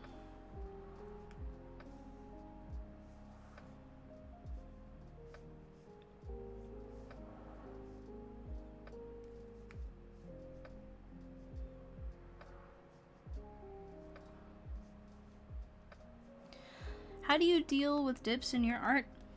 I take a break. I think it's really common for artists to get really hung up on when their art kind of takes a dive quality wise, or just your idea of what it looks like is gonna, it makes it feel like, you know, you've hit a low. But it's just how it is, right? Funnily enough, when I was growing up, my mom was really into the stock market, and she always told me, like, you know, whatever comes down has to go back up. It's a wave. How long, how high, you don't know that. But always gotta come up. Always has to. Everything's a wave. And so I always think about art that way, right? I don't know how high the high is gonna be.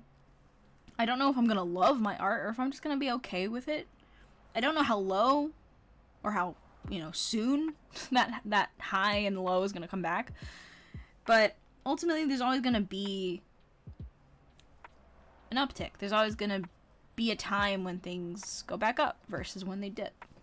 And I work towards those highs, and I allow myself to take a break in the dip.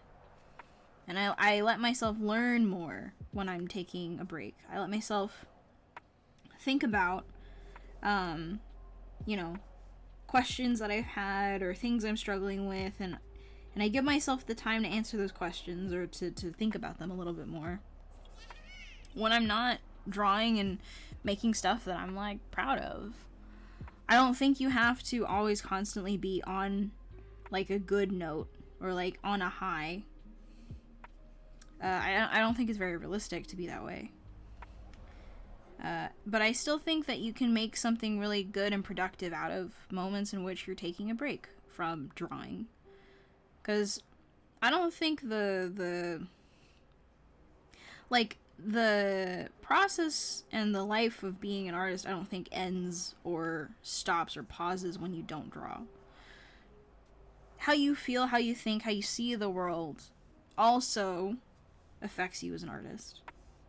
And I think valuing that and taking advantage of when you take a break to, one, yes, rest and take a break. Like, legitimately, don't draw, don't think about it, just do whatever. Taking a break is good.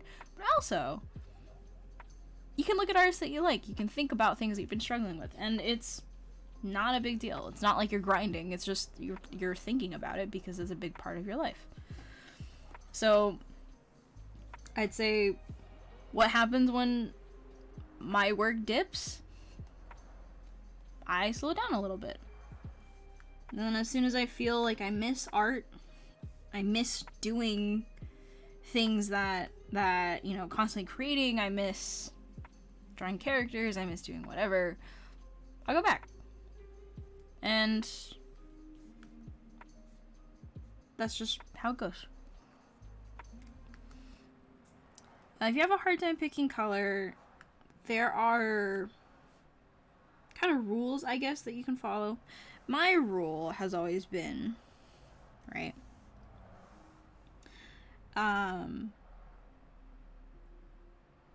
I start with one main color.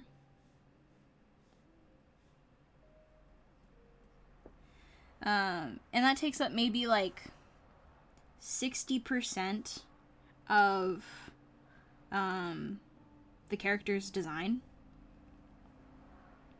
50-60%, I don't know.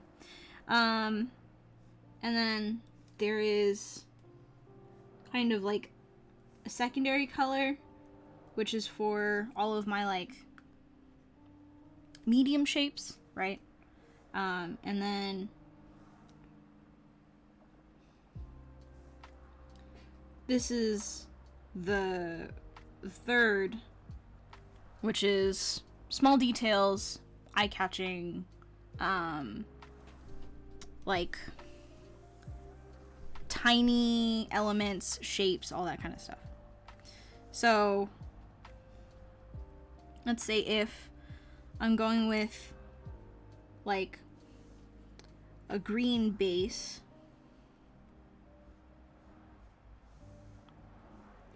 this also means that I can use other colors within that green base, right? I don't have to stick with just that green. I can go like slightly out of my zone just a little bit and change up the color. The second one, I typically go with like an analogous thing, which if you don't, not analogous? Is it analogous? I don't actually know terminologies for this kind of stuff, but basically I'll go with, this is the color wheel, right? Actually, let me do this. If we just follow what this says, red, blue, yellow, orange, green, purple, and the in-betweens, right? I always go for like the direct opposite of the complementary color. I pretty much always go for the two colors next to the complementary, because it's just like kind of easy for me just to start there, and then I can kind of figure out from there like what I want to do. So for my second one, maybe I'll go with something closer to my main color, which is cooler in this way, right? I picked mainly cool tones. So I think my secondary color is gonna maybe be the purples. But I don't want the purples to be too bright, because I think the green is still kind of bright, it's not super desaturated. So I'm gonna save the super saturated thing for my third color, because I want that to be kind of the one that's completely new and fresh and maybe weird. So I'm gonna stick with mainly kind of lower purples, maybe something closer to red, but not exactly red, right? I don't want to go that far.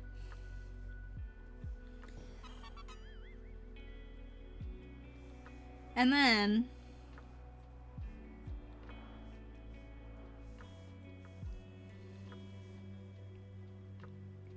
for the third color, I'll go with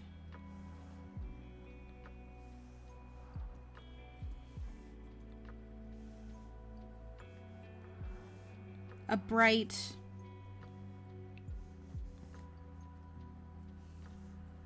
shade tint of that kind of opposite color. And I kind of just like working with that to begin with, and then seeing if I want to change things a little bit. If I want to move colors around. Like maybe instead of, you know, green, I'd rather it be red, in which case, okay, well, if it's red, what does that change about this color scheme? Well, maybe instead of, like, if I want red and yellow to be there, then I have a bunch of these more purpley hues.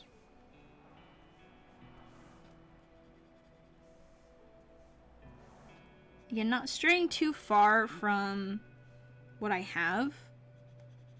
I want to stay relatively close in the color palette. If I want to change up this into red, then could go for like a teal.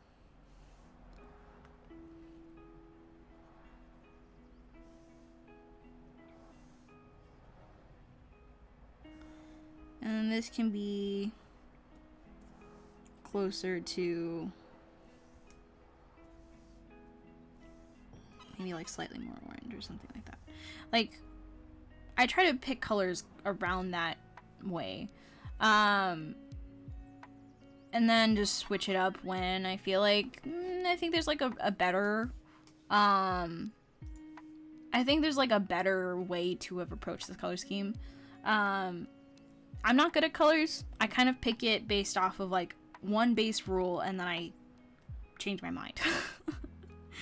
That's how I've colored everything. I've based everything off of that rule of starting with one main color for all my main shapes, but different, you know, desaturations and shades and tints of that. Picking a secondary color that is close, either in coolness or warmness, to that main color. And then the third color is like, this is for all the small shapes. This is for the details, the chords, the strings, the jewelry, the whatever. And that's when I'll put in that like bright, different color.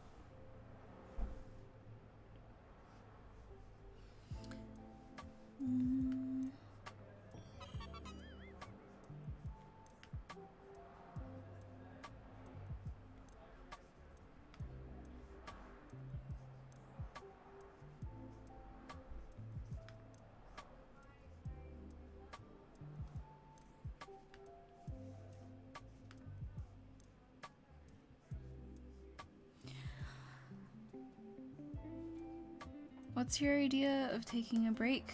I always feel so guilty if I'm not on the grind. So I don't know if you've been here. I don't think you have because it's your first time chatting. I do not agree with grind culture, grind mentalities within art communities. They're not my thing. I don't think I've ever seen them work in a way that doesn't in some way affect someone's relationship with art. And I think a lot of people misunderstand,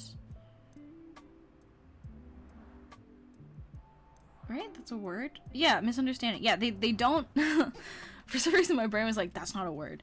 They misunderstand the approach reason why people like how people approach things, the reason why people have given them advice, they misunderstand advice that they're given about grinding, and ultimately just ends up being a way for them to not think about what it is that they're actually trying to do. It gives them an excuse to kind of blindly follow someone else's methodology without actually considering what is it that they need in order to learn. So I disagree with grinds, right? But that's not to say that they don't work in general. I just think that a lot of people do them right, or do them in a way that's healthy for them. My idea of taking a break is not engaging with art for a while. Whether that be like watching YouTube videos or playing a game, right? I don't engage with art for a bit. And I allow myself to miss drawing. I allow myself to kind of miss the act of creating. I tell people it's like building FOMO.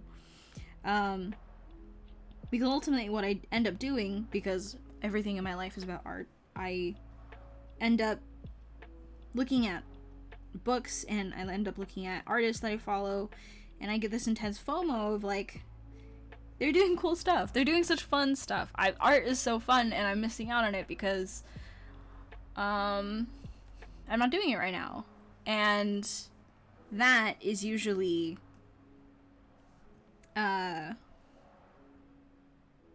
enough to get me to kind of brush off my tablet and give art another try, which usually, not always, but sometimes, is what I needed, right? It's that extra motivation to kind of just sit down and say, like, I know this is fun. I know I've had fun with this in the past, and I want to have fun again. No expectations, no lesson, no learning. I'm not trying to do anything new. I'm not trying to reinvent the wheel for myself. I just want to draw, and I want to have fun, and that's usually how I know that my break's over. Because I feel this intense need and desire to draw.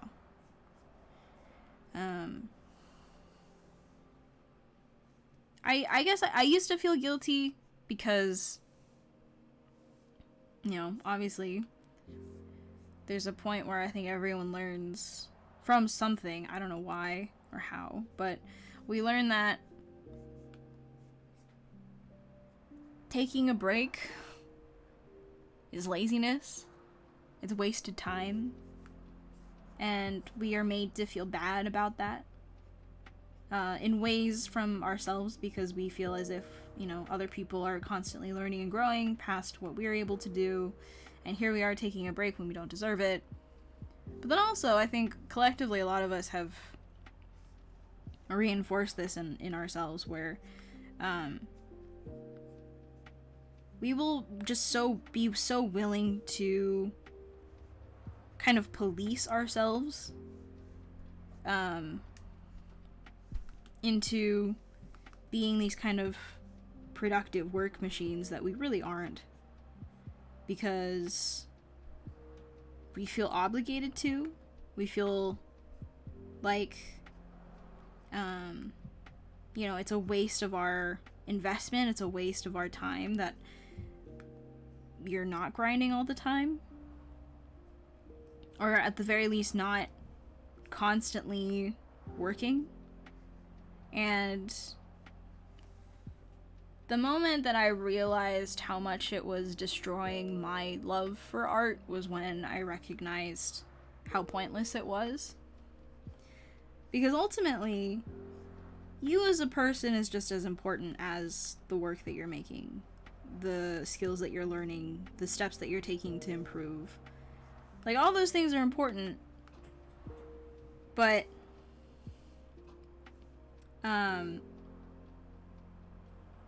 you as an artist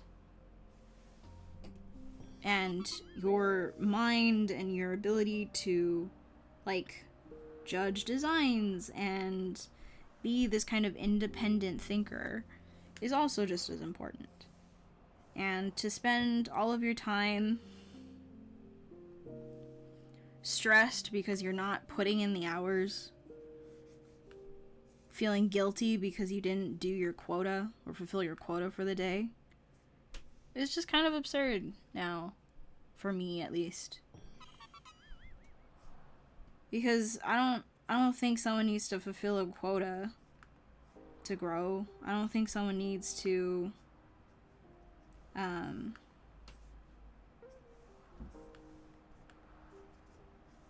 just like push themselves to that degree just to be productive. So I, you know, to a certain extent I do still feel guilty whenever I don't draw, but it's not in the same way. I feel guilty because I feel like, you know, time could be better spent. But I also know that when I need to take a break, I'm going to take a break. Because your mind is just as important to the trade as your body is, and as your kind of art knowledge. And if you're tired or you're burnt out or something like that, then you're not gonna make good work.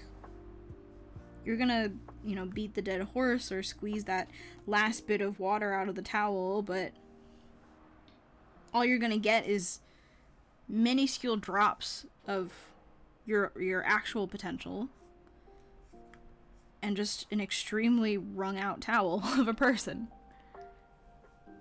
And I'm tired of doing that. So,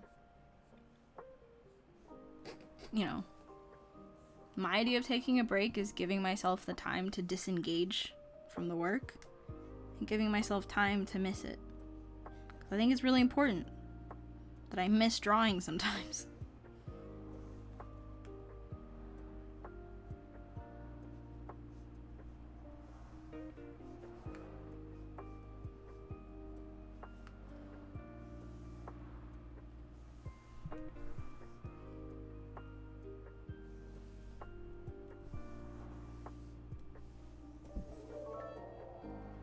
Well, what's that alert?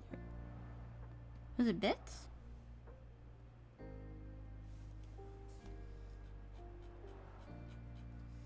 Thank you for the bits.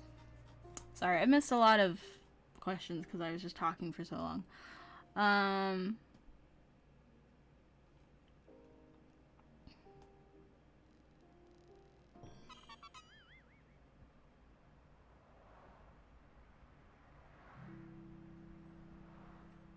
Hello, everyone who has come by while I've been just, I don't know, talking, ranting.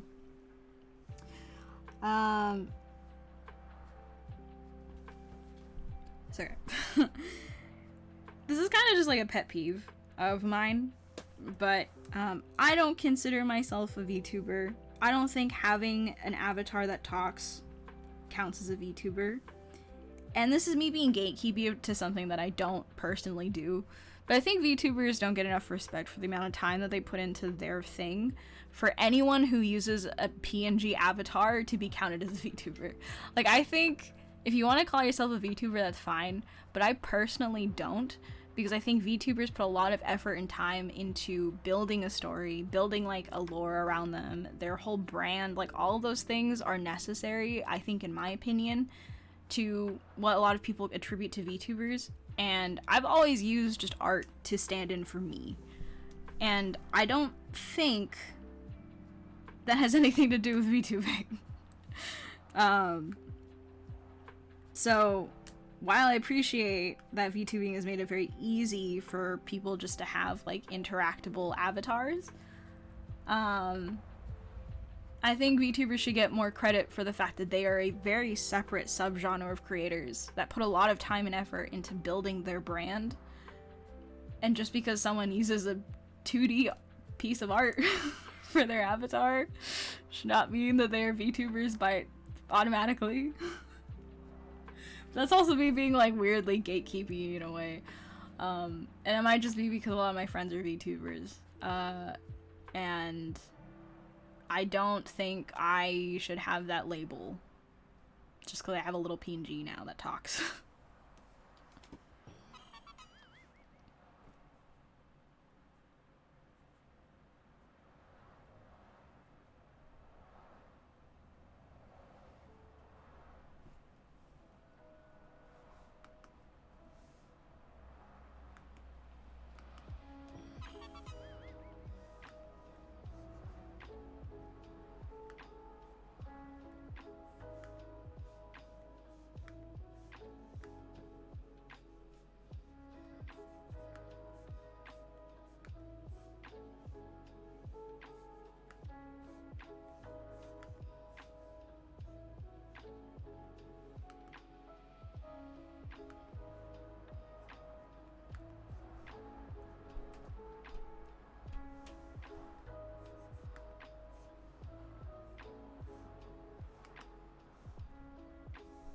I just think, like, if someone wants to call themselves a VTuber, whether or not they use a PNG or a rig, that's up to them, right? They decide that they want to do the whole VTubing thing. But I also just don't think that just because someone uses, like, a PNG as their avatar, or just because they do get a VTuber rig, it doesn't mean that they're a VTuber. I think there's a whole culture and subculture around how VTubers make content and interact with people. I think you can use a rig or use a PNG regardless of whether or not you consider yourself a VTuber. And I personally don't ever want to be considered one, because I don't put that same amount of effort into my brand or the kind of content that I make. And I think it would be really disingenuous of me to call myself a VTuber or have other people consider me one just because I use an avatar. Personally, I'm uncomfortable with the label. I don't blame anyone for thinking that, because a lot of people nowadays use that kind of stuff. But I also think that, like, you know, at the very least, there should be a distinction.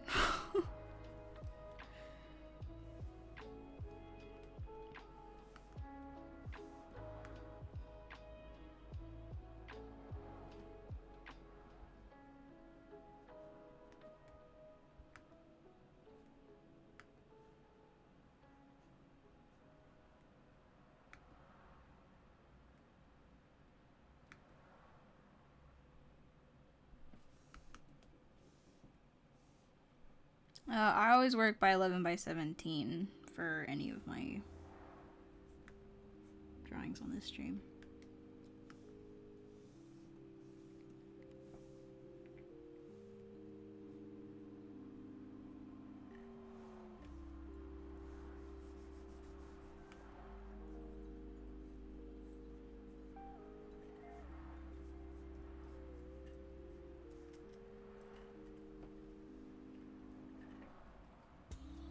Pet Peach! Peach! Another pet! Gonna pet you on the toesies.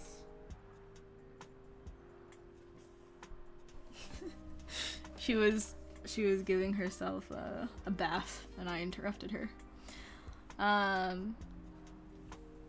What program do I use? I use Photoshop.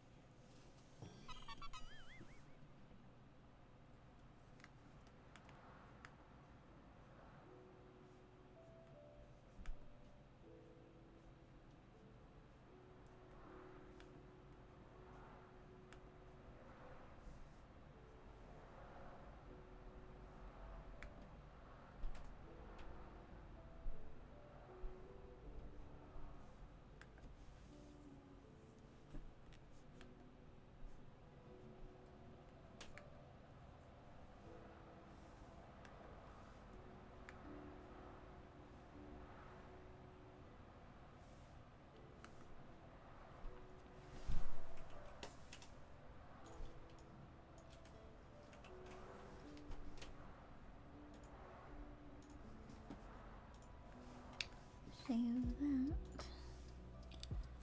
My Silver Soul.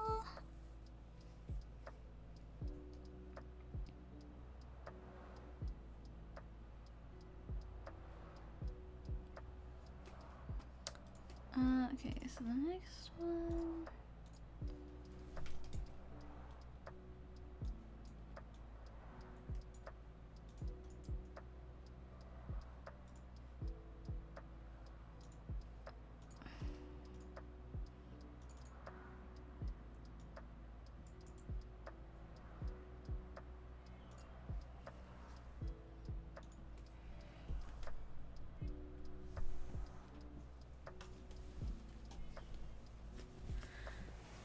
It's so warm in my room. I didn't believe Gary when he said that now with my new computer, my room was gonna be a couple degrees warmer than normal, but it is.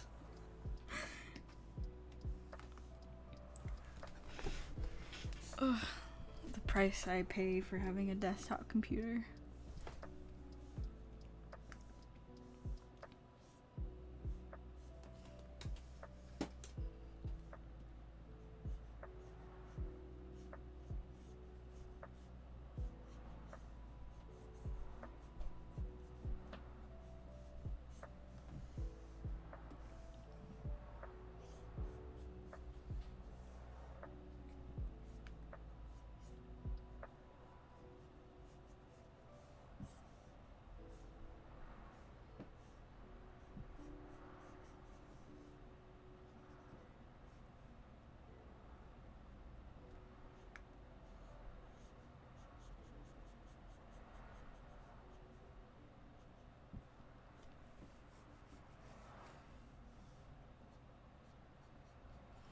Yeah, like if you enter my room, there's like a noticeable temperature difference. I live by the beach, so it's relatively cooler down here at night, but my room is toasty.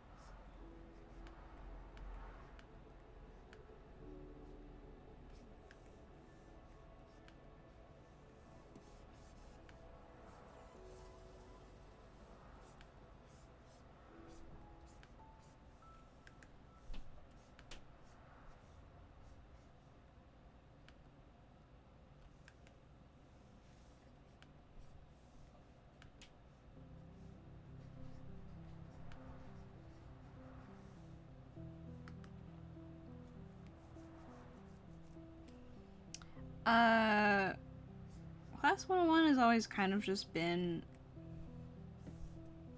a pre-made lesson that you have access to. So it's not really that I keep teaching on there, it's just that you get access to the course that I made.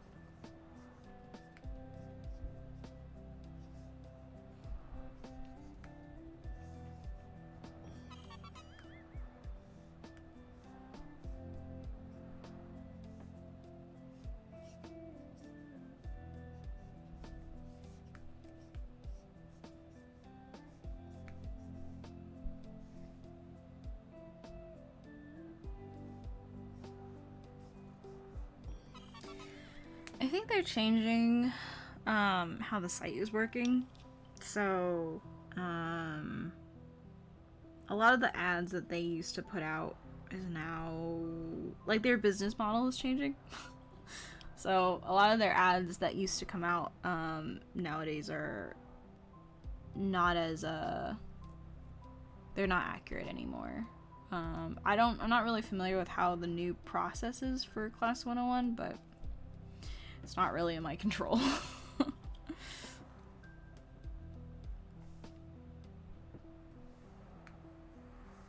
But my course will be on that site up until 2024, I think. So.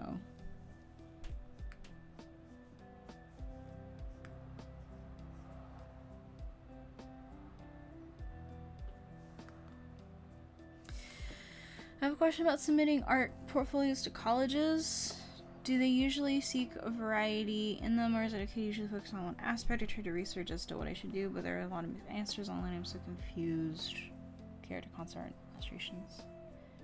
Well, depends on the college, right? Certain colleges ask for both traditional and digital. Some colleges give you the option. Some colleges have kind of like a thing that their students always do for it, and so I'd recommend actually looking at students that go into that specific program and look at what their portfolios look like. You can usually find one if the program is relatively popular or has been around for a while. Or you can also just email them and say, like, what is typically expected in a portfolio for this major? It ultimately depends what college you're going to, the major, and the culture of it, I guess, because more modern colleges, when it comes to character design, tend to ask specifically for character design portfolios. But older colleges that don't necessarily have that kind of mentality will still ask for fine art traditional pieces in order to verify your, like, foundational skills. Can't really tell.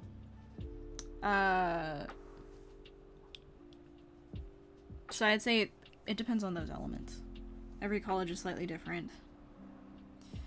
But you should follow the college's kind of guidelines as best as possible, because most of the time they'll tell you exactly what they're looking for.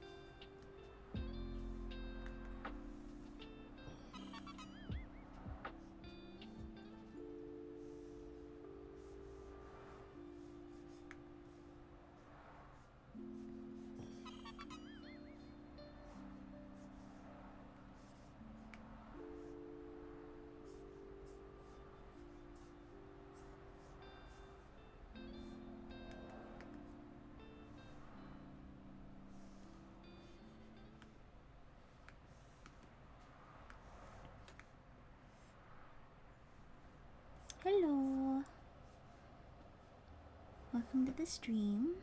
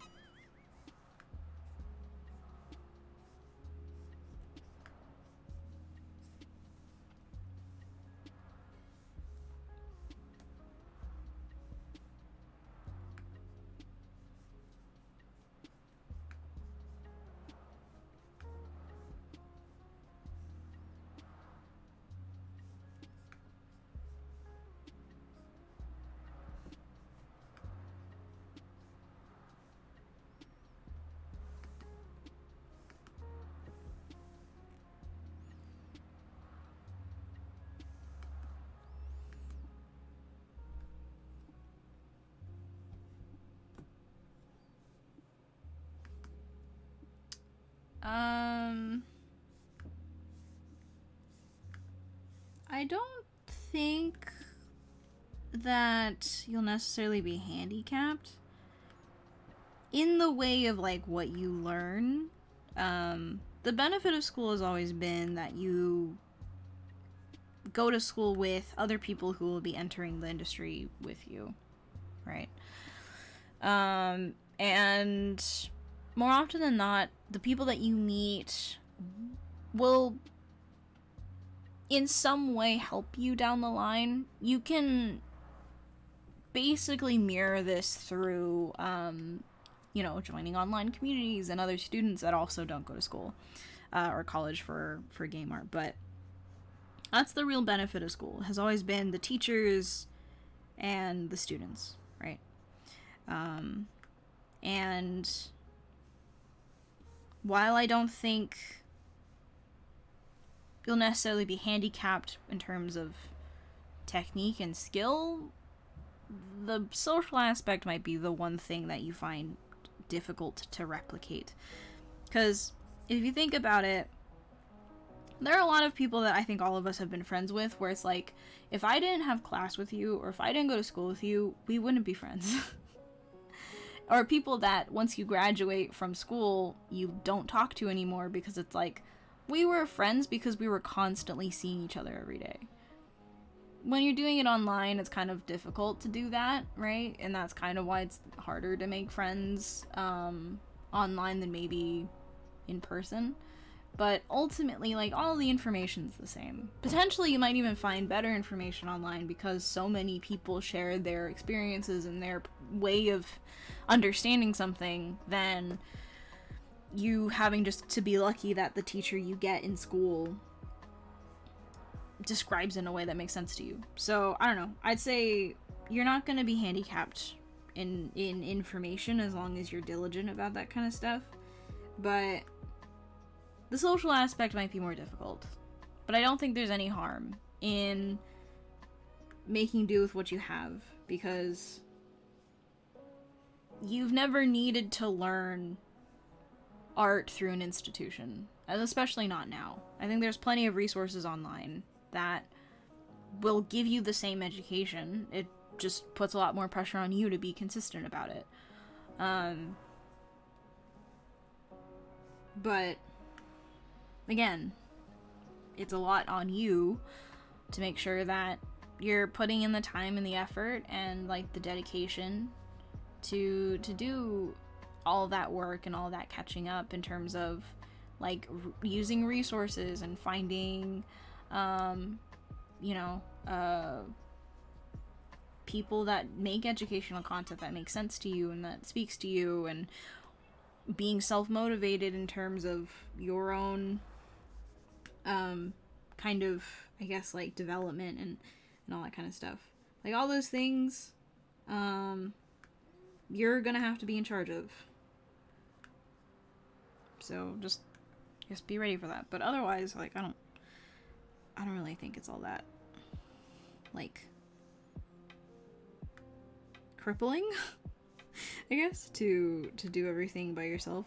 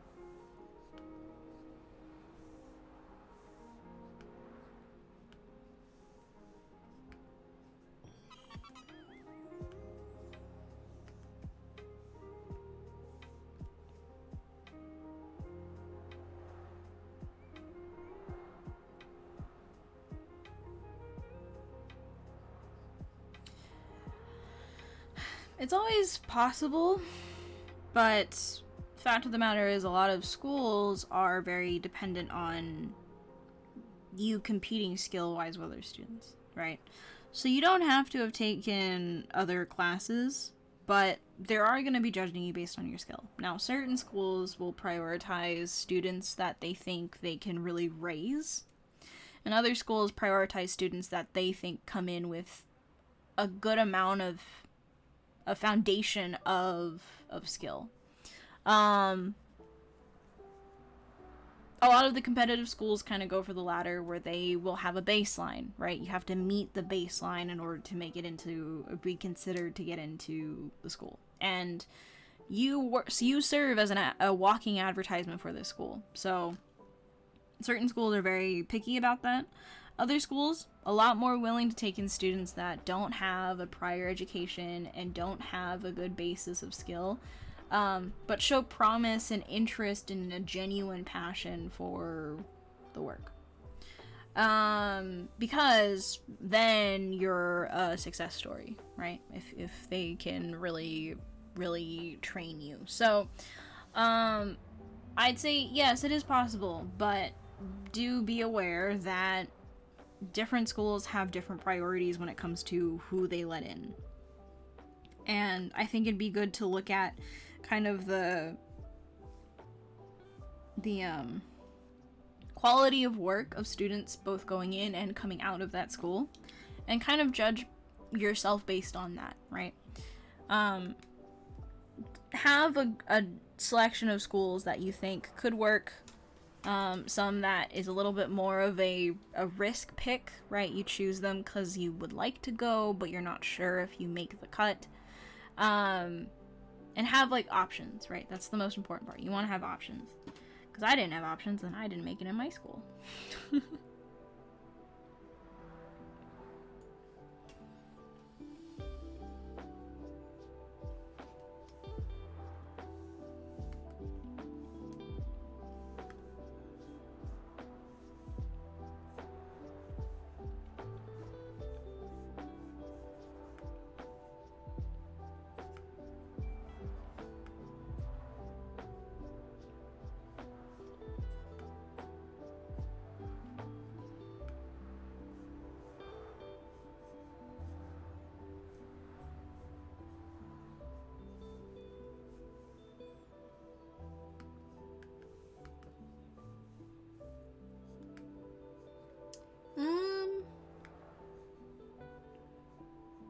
This one has like 3 characters, so I'm probably not gonna get to all of them. I might just finish this one and then call it for today.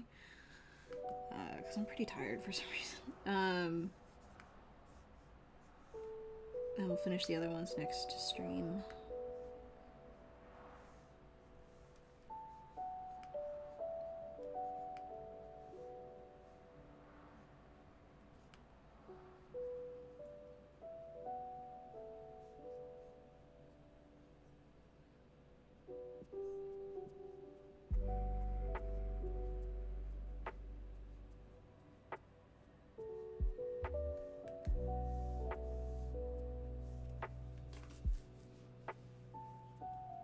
It is 9:42. I tend to end streams at 10, but I'm going to finish this first.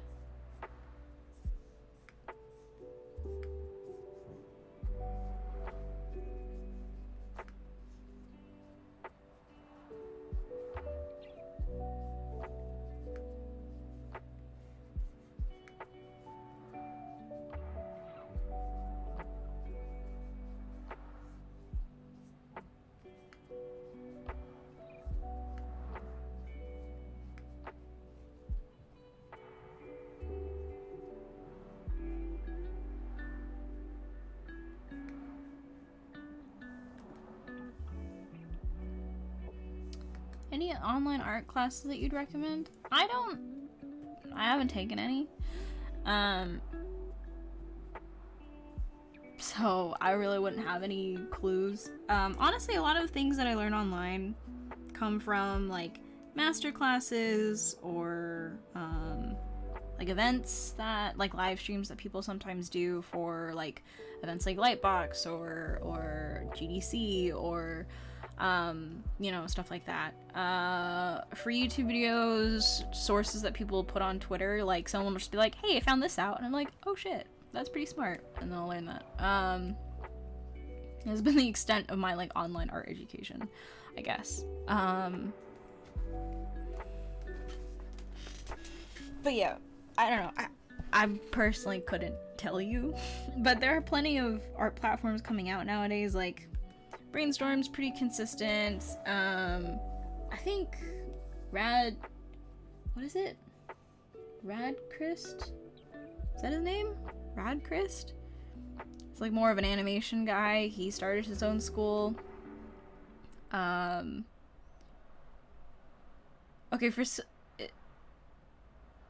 Rad Seacrest. Was that guy like an announcer for like a radio show at one point? Because for some reason my brain was like, it's not him. Don't say it's him. Yeah, Rad Seacrest. I've seen his stuff around in terms of like his classes and stuff like that. Bobby Chu has his own course. You know, there's a bunch of people now that have courses. There's also Patreon. People sometimes put stuff on Patreon. But I don't personally watch a ton of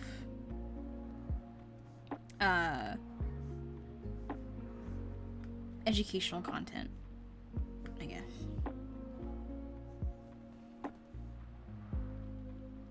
That's it, Ryan Seacrest.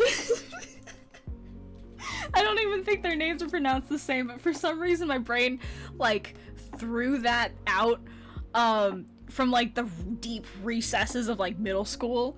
Every time I see his name, I think of Ryan Seacrest. Which is like so totally not the same person. Absolutely no connection whatsoever. But my brain's like, hey, remember this one guy that always used to be on the radio when you were in middle school? God. Wipe my brain.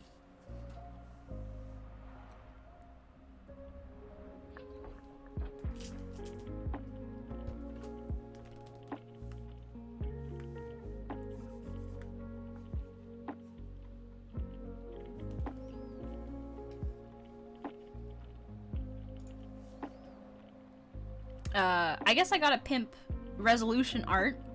It's run by two very lovely people that I know personally. Well, sort of personally, Chelsea and Dylan. They're wonderful artists. They run their own educational art server with events and talks and all that kind of stuff. It's called Resolution Art.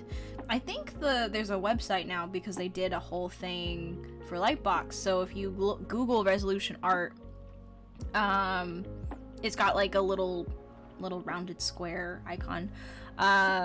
It's really cool. They're really great people. They put a lot of time and dedication into like building that kind of community, and it's gotten pretty popular. So I would recommend them because they've got a lot of experience. They're very genuinely like empathetic and sincere people, and I vouch for their knowledge as well as anyone that they vouch for as well.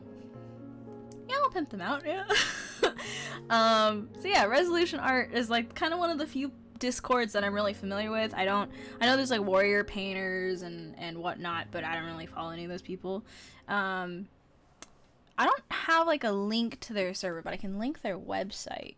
Let me see. Resolution Art Discord. Yeah. So here they are. They're really cool. I think they also stream whenever they do talks and stuff like that on Twitch. I think their Twitch is Dylan's Twitch channel. But yeah, their stuff is great. Love them. Amazing mentors. They've been doing this for a really long time. And they've been really sweet to me. And I have had nothing but great experiences, like being a part of their events or watching their events go down and all that kind of stuff. So I would be very proud to hear all of you guys give them a try.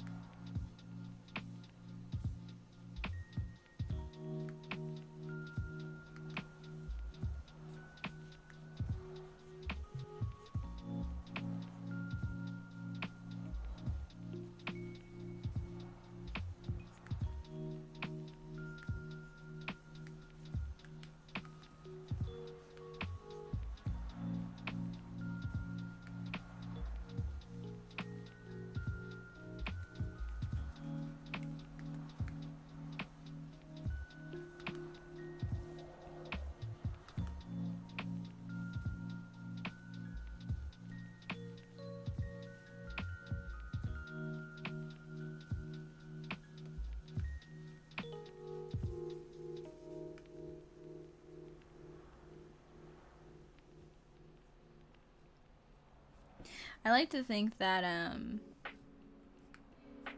I contribute to Tojo's hydration, like maybe at least like 60 to 70% of his hydration on Friday nights.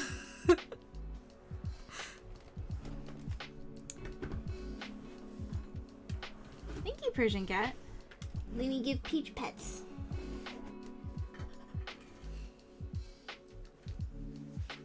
Miss Peach! Someone wanted to give you pets.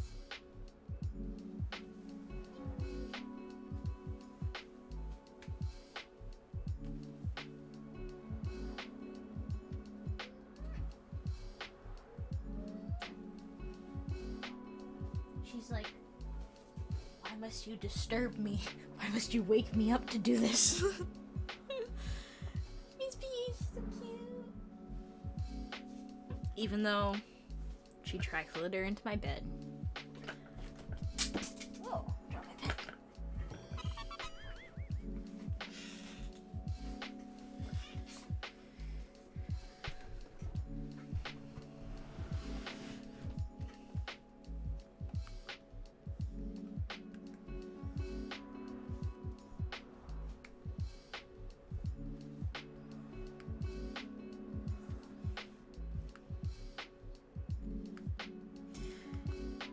Yeah, when Gary was over last weekend, he was like, "You're not gonna beat the, what, breadcrumb allegations or whatever?"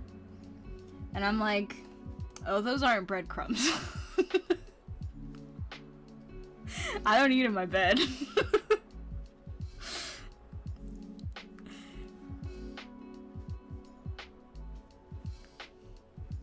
That's Peach pooping in her litter box and then jumping up on my bed right afterwards. I've accepted this hell. Curious what Peach looks like? Oh, have I got pictures for you? Give me a second. I've got pictures. I've got so many pictures. But I don't know, from I want has an image from me. I sent a lot of images to Gary.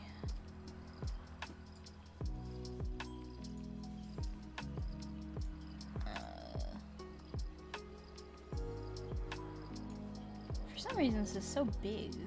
I don't want it to be this big though.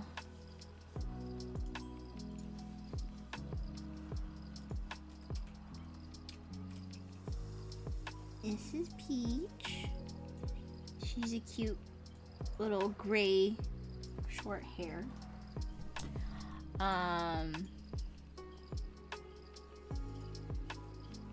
She is a little round, rondo mondo, and she's very cute. Let me see if I have any other pictures. Me and Gary send way too many pictures to each other on Discord, and I'm looking for ones of Peach.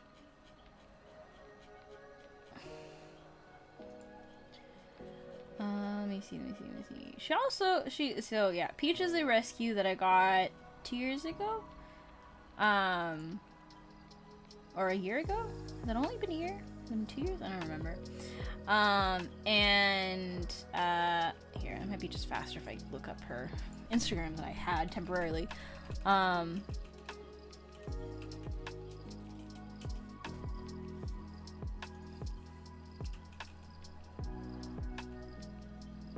don't even remember what the URL was. It's been so long.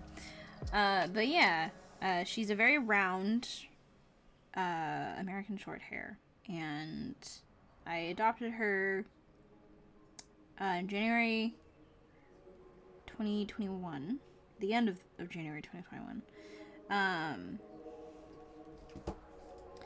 Lychee. Peach tea. This is her little Instagram that I had for a little bit. But yeah, look at her. She's so cute. I love her. Her like the little big eyes. And she's cute.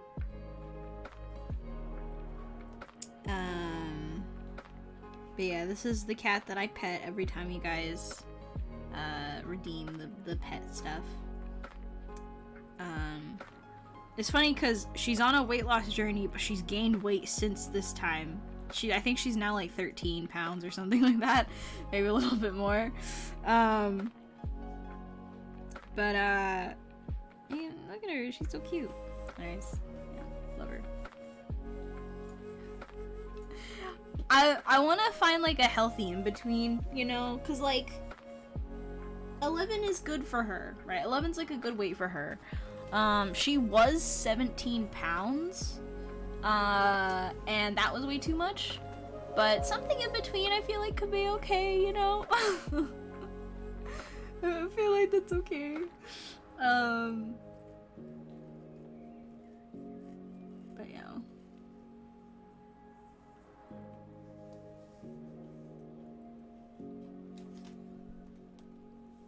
Yeah, I don't want her to be too fat, because when she's too fat she can't clean herself properly, but, you know, something in between so that she can still do a bunch of stuff and not have to worry about any health problems, but also so she's rotund.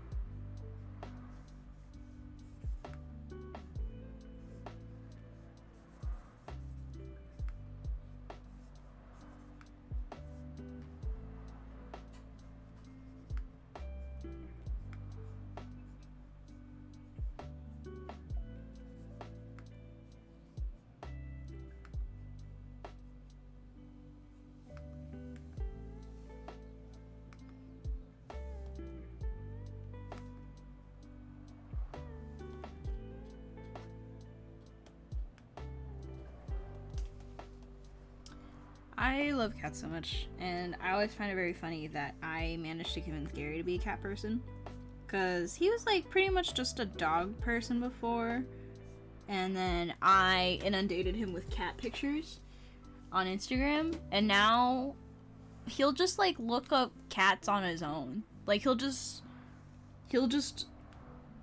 be like lying in bed, and then I'll hear like a cat video on his phone, and it's just like he's just looking it up on his own now, which is fantastic because that means I don't have to go out and find the content myself. I can just get him to do it. He still likes dogs, but he really likes cats, and I consider that a success.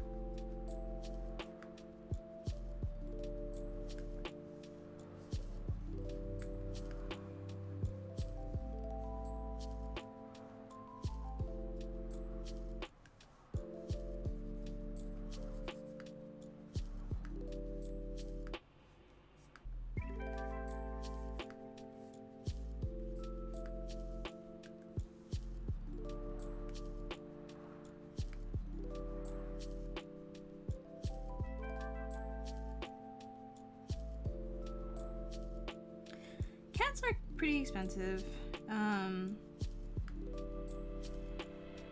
Vet bills are rather expensive as well.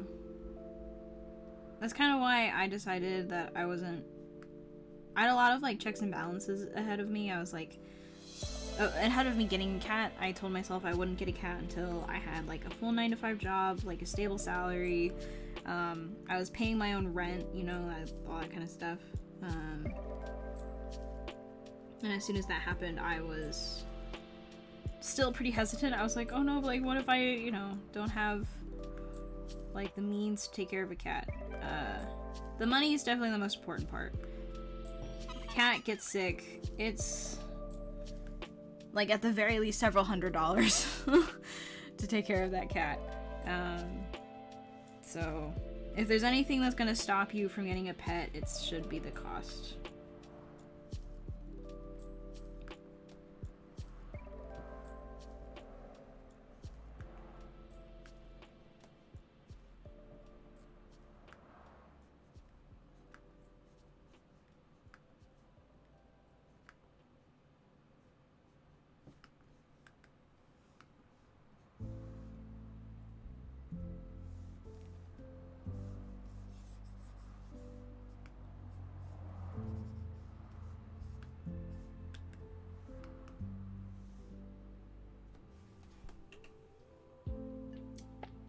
Man, today's just not an art kind of day, huh?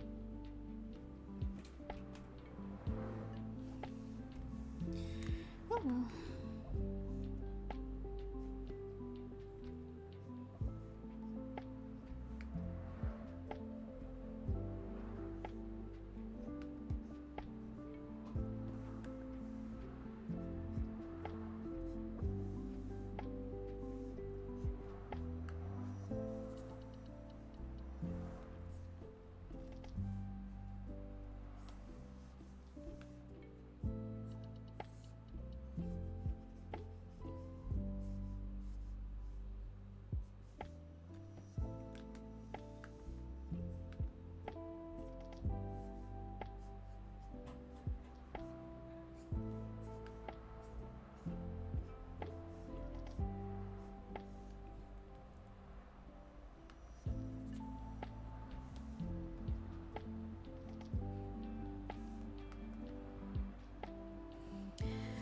Yeah, you really shouldn't get a cat if you, like, are not prepared to deal with all of the things that could go wrong with a cat, and also, like, why would you not consult your roommate about it? Like, ugh.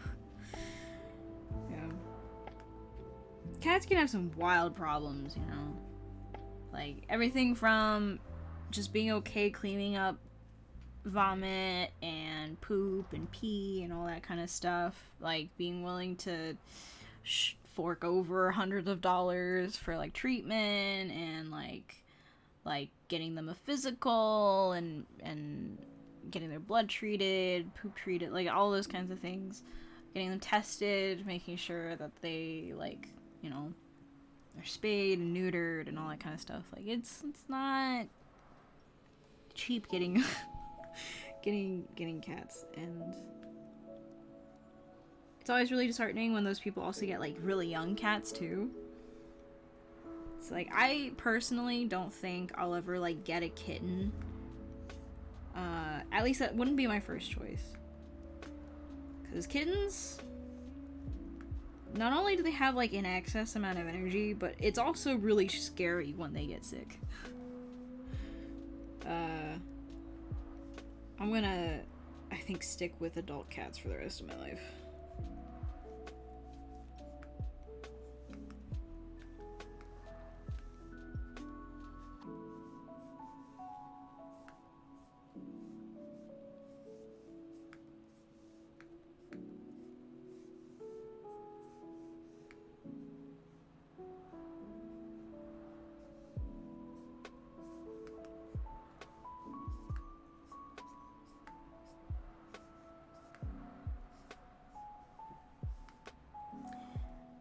Yeah.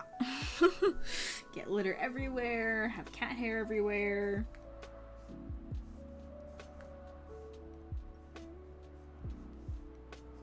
Get all scratched up.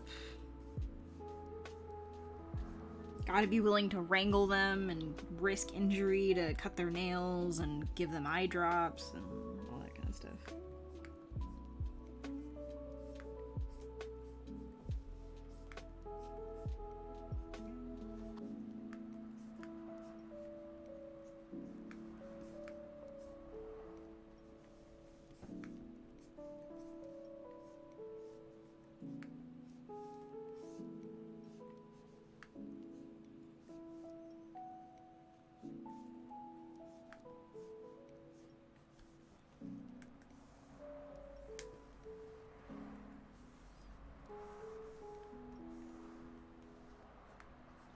I know Gary will, like, rise to the occasion. Right, I have faith in him. But it's also so funny to me that he has not yet had to deal with cleaning Peach's litter box, or cleaning up anytime she gets sick, or having to, like, take out the poop, or, you know, having to wipe her butt, or, you know, having to brush her teeth or cut her nails or anything like that. Like, he'll rise to the occasion, but he hasn't even had to do that yet, and he just gets to, like, pet her and cuddle with her and whatnot, and I'm like, you'll see. You'll fucking see. One of these days. One of these days you'll understand.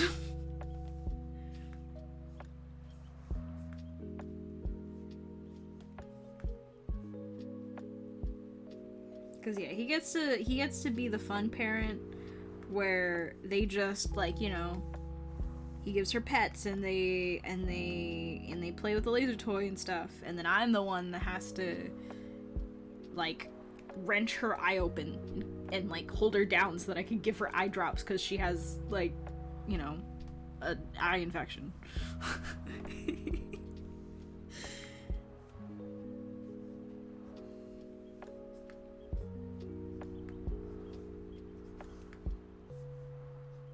Soon.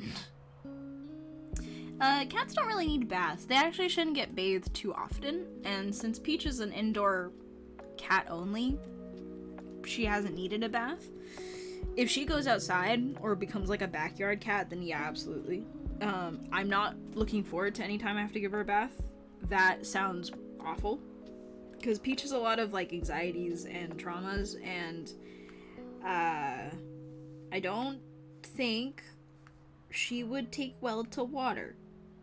So I hope she doesn't ever need a bath.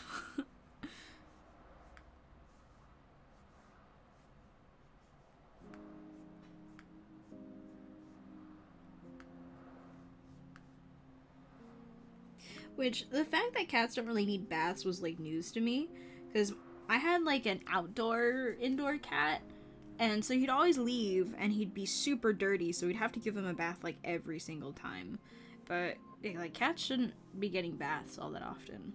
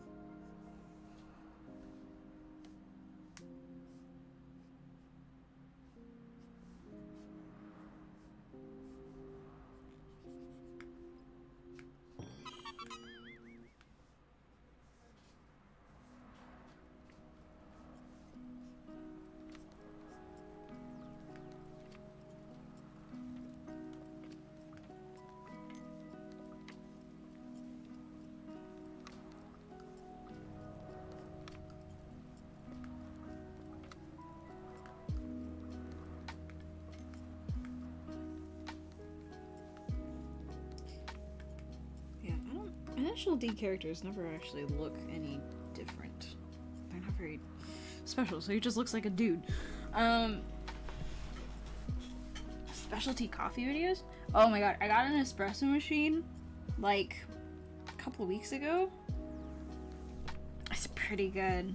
It's pretty good, I'm not gonna lie. I don't even drink that much coffee, and I have drinking so much coffee in the past like couple weeks. The fact that I can make my own lattes is pretty stellar. Although I need to find the right coffee bean for me now.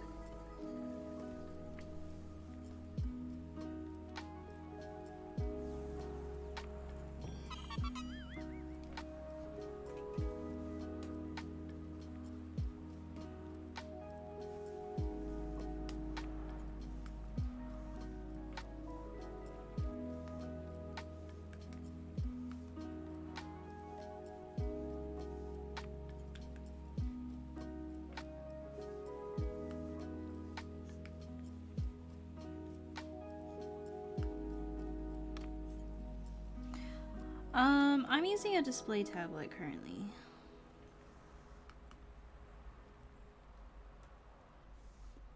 My sister has a hand grinder, and it seems pretty nice, like, to just grind your own coffee beans before you make the coffee. I've gotten very used to hearing her grinder when I was living at home.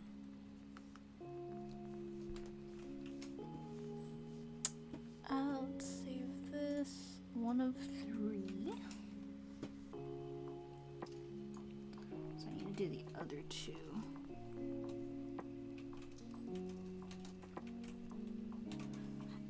Does anyone have any other questions for me before I end it here, since it's around 10, which is when I typically end if I'm going for my normal time. So what I've been drawing for myself, I mainly have not had a ton of time to just draw for myself. I mean, like, the sketch page from last time was kind of like just what I've been drawing, or what I did in the beginning of today, which was kind of just drawing stuff I'm comfortable with, right? Like, working on cloth fabric still. I'm still trying to figure out drawing, like, folds and stuff. It's sort of just kind of what I've been drawing most of the time, which, you know, it's not that crazy, but I just kind of do it. How do you color skin tones? So skin tones, you kind of have to think about them as the fact that our skin's translucent, so a lot of varieties of colors and saturations and stuff are in skin. So even if you have like this kind of skin tone, right, you're gonna have, oops, this is normal. Oh wait, I should just pick a different one. You're gonna have kind of warmer skin tones, you're gonna have some cool grays, you're gonna have stuff that's a little bit more yellow, stuff that's a little bit more red, right? You can have like some deeper browns for like shadows and stuff, maybe not fully that. Like, it's good to go from like the base, it's like base color, to warmer, more yellow, or kind of like, yeah, just like kind of more into that sort of not natural skin tones, just like bringing it up to a little bit more of that kind of like, not olivey. I don't know how people describe skin tones. I tend to go with just like slightly more yellow occasionally, going more like desaturated, and then going like saturated or just darker. With skin too, like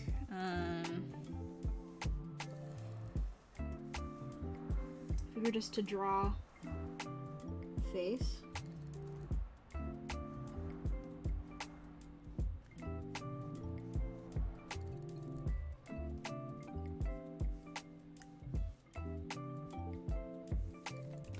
There are... Oh, drew that head way too tall.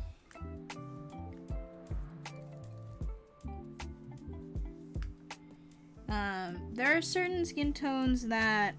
or certain areas of the skin that are consistent in terms of color variation, right? Warmer tones tend to be... and this is going to be exaggerated, but warmer tones tend to be like kind of around the cheeks, around the nose, around the lips, at the tips of the ears. Cooler tones tend to be under the eyes, under the nose,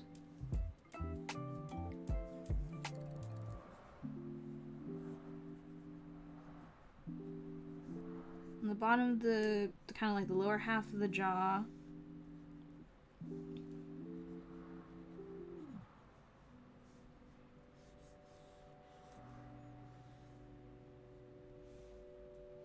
And like sort of around the forehead, and then it's a lot more yellow center of the forehead, kind of top of the nose, around the nose, the top of the lips, top of the chin.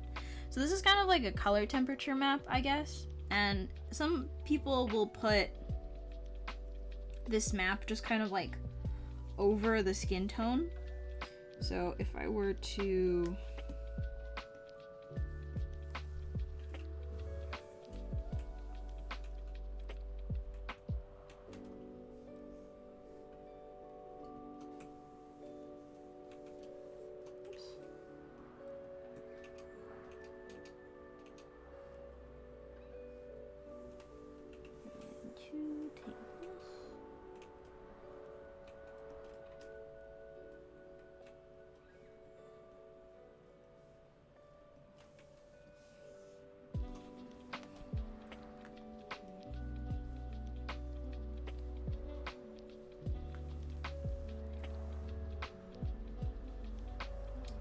typically people put this on an overlay. So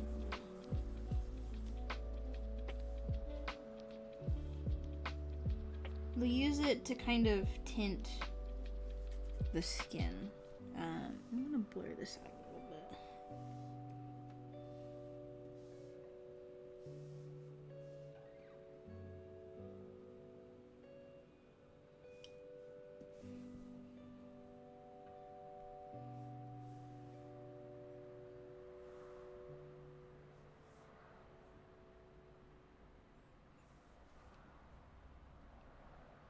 And then using that like very basic color map, then you can go in and add like stuff like shadows.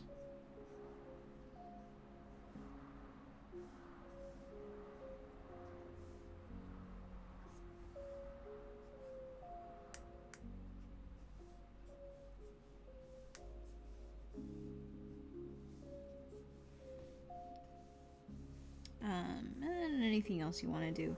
I tend to do that kind of like very basic color map at the beginning, or not the beginning, but like after I've kind of established my base colors, because it kind of helps give me a like range of tones to use, right?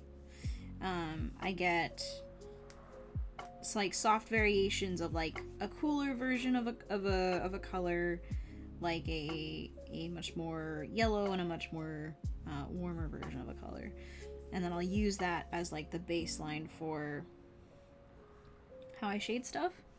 Obviously, this isn't accounting for like saturation or anything like that. So if you're, feeling like the skin is a little too cold, you can add some more back into it. But I like kind of starting like this because, again, it gives me like a good jumping off point, and then I can add in other colors and other tones wherever I want to. Don't be afraid to put like desaturation in skin. It helps bring out like that other level of saturation when you put more saturated, warmer tones next to cooler, more desaturated tones, and it works out.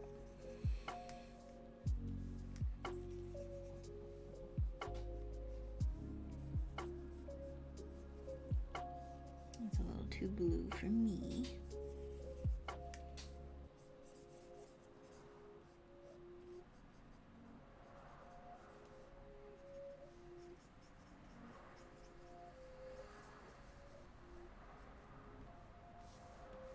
So yeah, I hope that makes sense in a way. Obviously from here you'd want to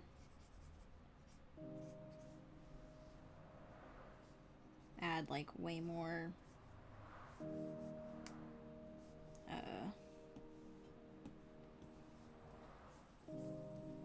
I guess like just tailoring of tones. So toning down like stuff that's a little too blue.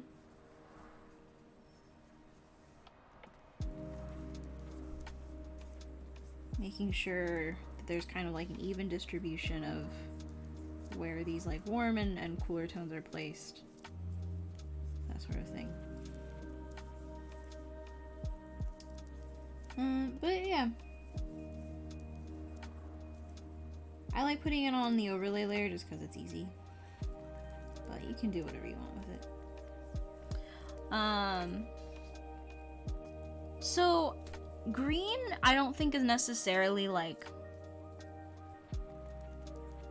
the color that people think of it. To me, what they're looking at is actually just a desaturated yellow. So yeah, I think you could put green, like that kind of greenish tone where the blue is. But I also think the blue is kind of an easy way just to plan out the desaturated cooler tones, like the grays, in skin, which is a lot more apparent in paler skin than it is in darker skin, right?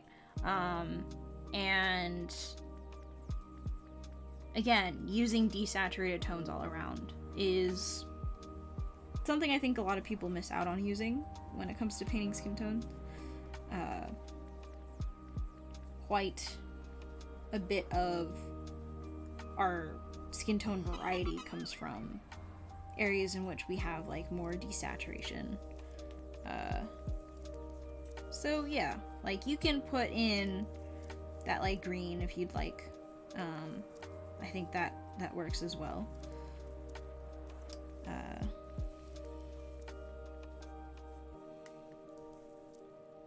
But a little bit of blue doesn't hurt. Right?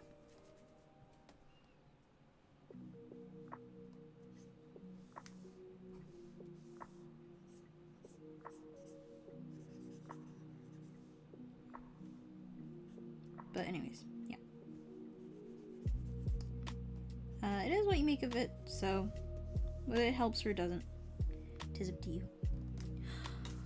I have a question regarding adding folds to clothes. I've watched videos on tension points, but I still think the folds I draw do not look that good. They look kind of faint, sometimes overdone.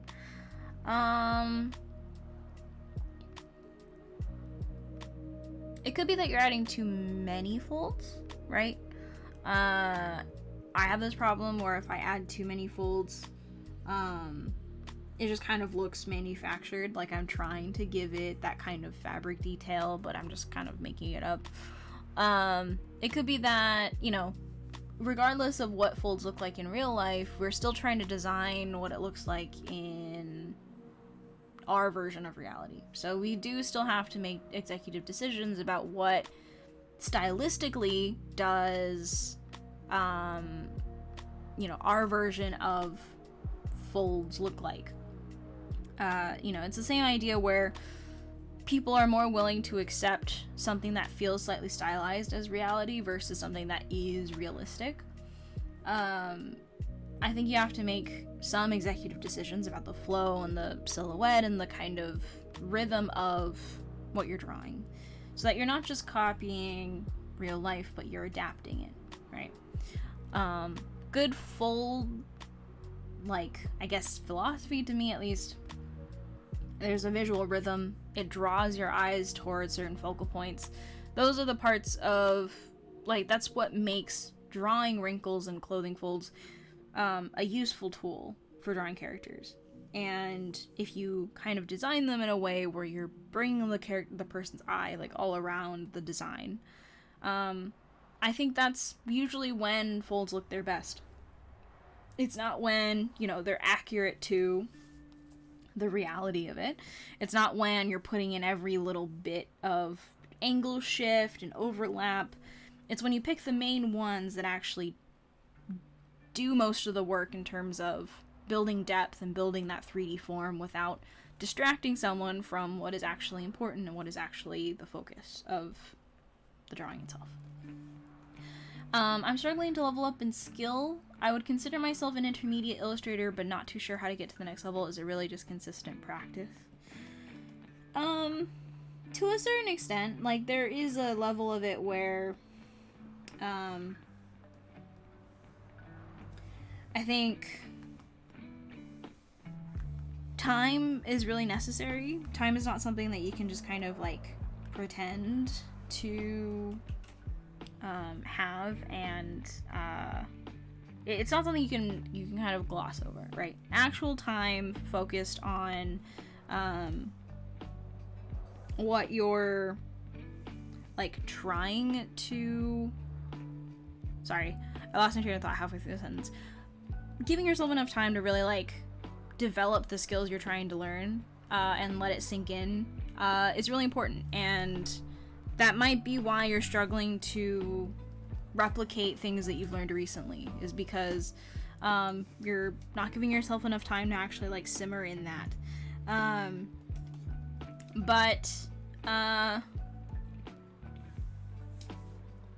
You know, there's also the reality that you could also not be learning things that are actually helpful or useful to you, right? There's a potential that you might be kind of rehashing the same content without actually learning it and really integrating it into your practice and your study. It could be that there are fundamental stuff that you're missing, right? You could be struggling with lighting. You could be struggling with composition. It could just be that your strokes and your brushwork and your style is still not refined, and it's kind of impeding your ability to communicate ideas and communicate concepts or like the atmosphere or something like that.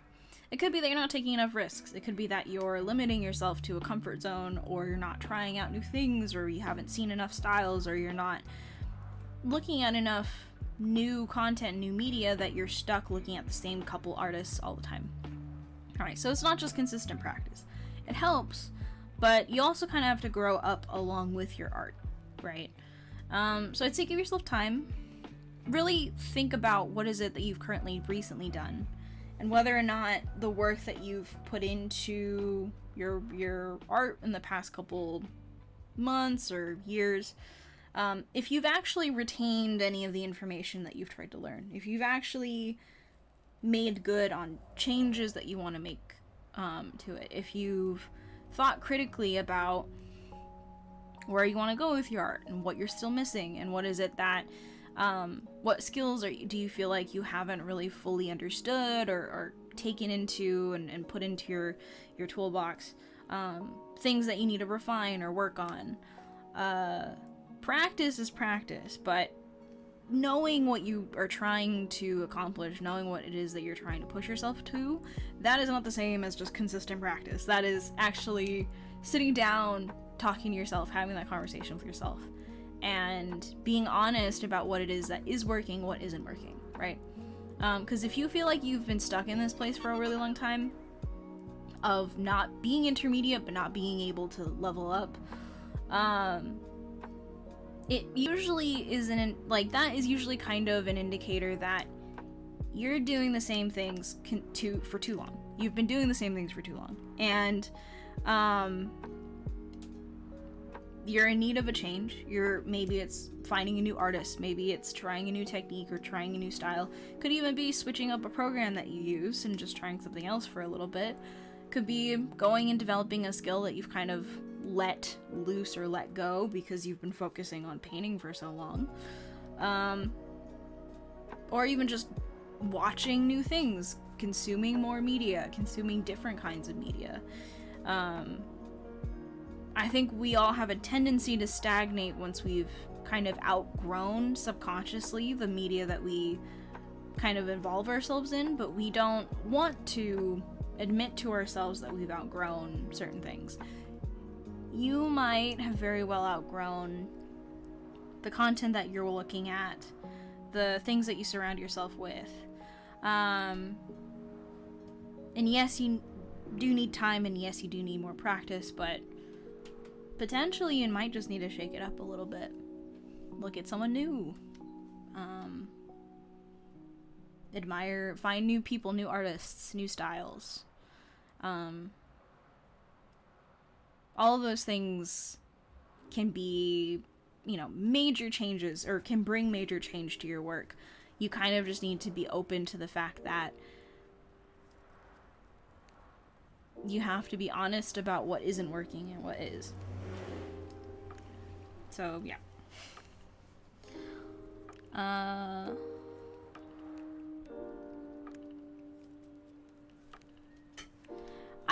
don't think so, Vincent. I think you've grown in ways that you can't see, right? It's not overt change. Because here's the thing, right? Sorry, this is just podcast version of me.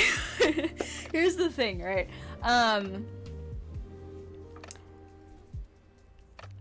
I think at a certain point, right, you start to reach kind of like a stage in your development. Bye, Asida. You start to reach a stage in your development in which, like, the things that you can change are not drastic enough to be, like, visually substantial. When you're still learning and you're still kind of getting into art, any small improvement that you make is huge, right? But I think there's a point when you reach a certain stage in your art, at least in the certain stage of your life, right, in which any change that you could make feels and looks significantly insubstantial compared to previous years of your life. I don't think really at any given point in time someone just kind of stops growing, but there is a point where you become unwilling to grow or unwilling to change, and unwilling to question and critique your art and be objective about your art and be objective about the fact that you're not satisfied with it. And you can be unwilling to do something about it, right? And I think that's kind of the main thing. Any small lesson that you learn or thing that you change about your art builds slowly over time, and you have, like, even if it's just thinking about your art in a new way or appreciating different things, right? I mean, I think, Vincent, the fact that you don't just look at League splash artists anymore is a big improvement. I think the fact that you don't only look at the artists that work in the profession that you are looking towards is a huge improvement, because so many people only look at the same 5 people for their art inspiration. They only look at a set of artists with a set of like decisions that they make, and it's all like super derivative of each other. And you wanted to work in Splash, so it's like you were looking at Splash artists to dictate how you yourself would make that kind of art. But I think, you know, again, you were only ever going to be a derivative of the artist that you looked up to. And in the past couple years, I've seen you actually branch out and look at other artists, and I think that was a decision that you wouldn't have been able to make when I first met you. But the fact that you've grown enough to value the fact that you don't want to just look at these same artists, that you want to observe and see other styles, that's a big change. That already pushes you away from where you were before. And I can only imagine, you know, making that kind of choice down the line. You're not going to be stuck in intermediate forever. You literally can't. Because you're going to keep making these decisions that are going to pull you further and further away from what would have kept you there, which is a stagnant kind of state in which you're unwilling to question what you've already established. Bye, Chucks. Thank you for coming. I mean, I wouldn't feel embarrassed. I mean, like, you know, all of us have had people that we thought was our ride or die, you know?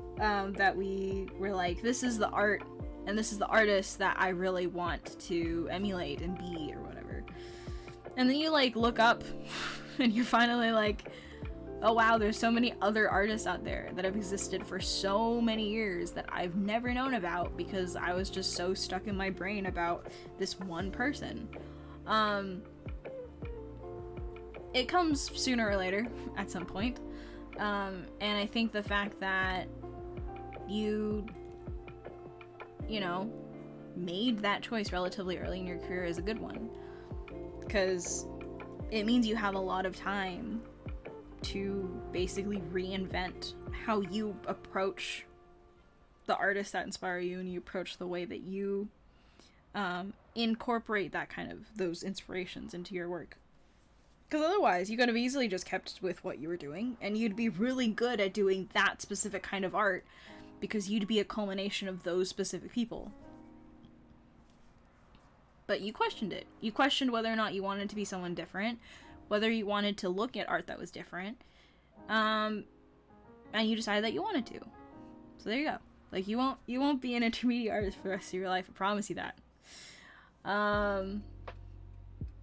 Yeah, people have questions and I would like to answer, because I don't know, I feel like I answer questions in such like a disjointed way when I'm drawing.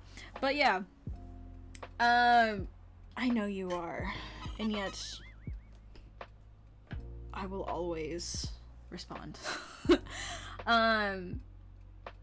yeah, I don't know, just thoughts. I think every stream I always get like a lot of people that oh yes, I will hydrate and starch. I think I always get a lot of people that are always very, like, you know, afraid that, you know, they'll never improve, or they'll never be better, or they'll never, like, get out of this current state that they're in. And every single time, I feel like, you know, it's just kind of how it is. It's just kind of how this whole career is, you know. Not even career. Like, sometimes I feel bad about calling it a career. Art is just a way of life, right? It's just a way of living. Your career is your job. If you ever work a 9-to-5, or you do a small business, or you do freelance or whatever, that's your career. Art's more than a career. And ultimately, it's just going to be a constant, like, up and down for the rest of your life.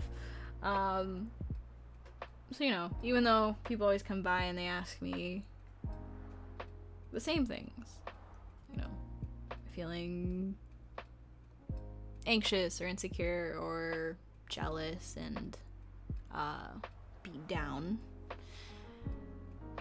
I think there's always kind of a resolution to that, where once you've stopped feeling super like in the moment in that feeling, you kind of realize how it's just sort of a part of life. It's just a part of doing something that is so incredibly personal and subjective. So it's always nice to kind of ruminate on the feeling, because I think I've spent a lot of my life feeling this way, and a lot of other people have felt as if, you know, it's not really a chance that other people feel as bad about their work. But that's not true. There are so many people with very similar experiences, and it's not the end of the world if you feel a certain way about your art. Ultimately, the only thing you can do is, I guess, keep trying. Because I don't know, I think art's worth it. I think it's very worth it to keep trying. And hopefully, if you all stick around, or have stuck around, even though I talk about some sad shit sometimes, I hope I can prove to you how fun it is, because I genuinely think it's always worth getting through the negatives and the kind of sucky parts about it, to come out the other end feeling really fortunate, and at least I feel very fortunate to be able to do this every day. So I don't know. Hopefully all of you guys took something away from my ramblings today. If anything, the fact that art is both forgiving and unforgiving. And I think it is an incredibly fun and rewarding, but also difficult place to be. But I think it's great. I think it's fun. That's kind of why I think I've decided to put my whole life into this. And I'm always happy to, you know, talk with people about their art problems or their, I guess, like, current struggles with it. I think we all kind of struggle with very similar things. And I think it's always nice to validate those feelings. But anyway, yeah, we're close to 11, so I will probably end the stream here. What is next Friday's date? I don't think anything's happening then, but let me just check if I can find my mouse, which has gone missing. Sometimes I hate that my displays are not in the same dimension. Next Friday, May 27th, I don't think anything's happening then, so we'll probably have a normal stream as usual. But I will let you all know if anything happens. Thank you all so much for coming. Thank you for hanging out with me. As always, I am always very grateful that people stick around and talk and ask me questions, because it is... I'm always happy. I'm always happy to be here and do that. And the fact that you guys listen to me is crazy, so thank you very much. Thank you everyone who followed, thank you everyone who subbed, thank you everyone who just kind of hung out, chatted, or lurked. It's always very nice of you to come on a Friday and take time out of your day to do so. So hopefully I will see you all next time. Take care of yourselves. I hope you get to do something that makes you happy in the coming week and this weekend. And I hope to hear all about it the next time that we get to hang out. So take care of yourselves, stay healthy and happy for me, and I will talk to you all later.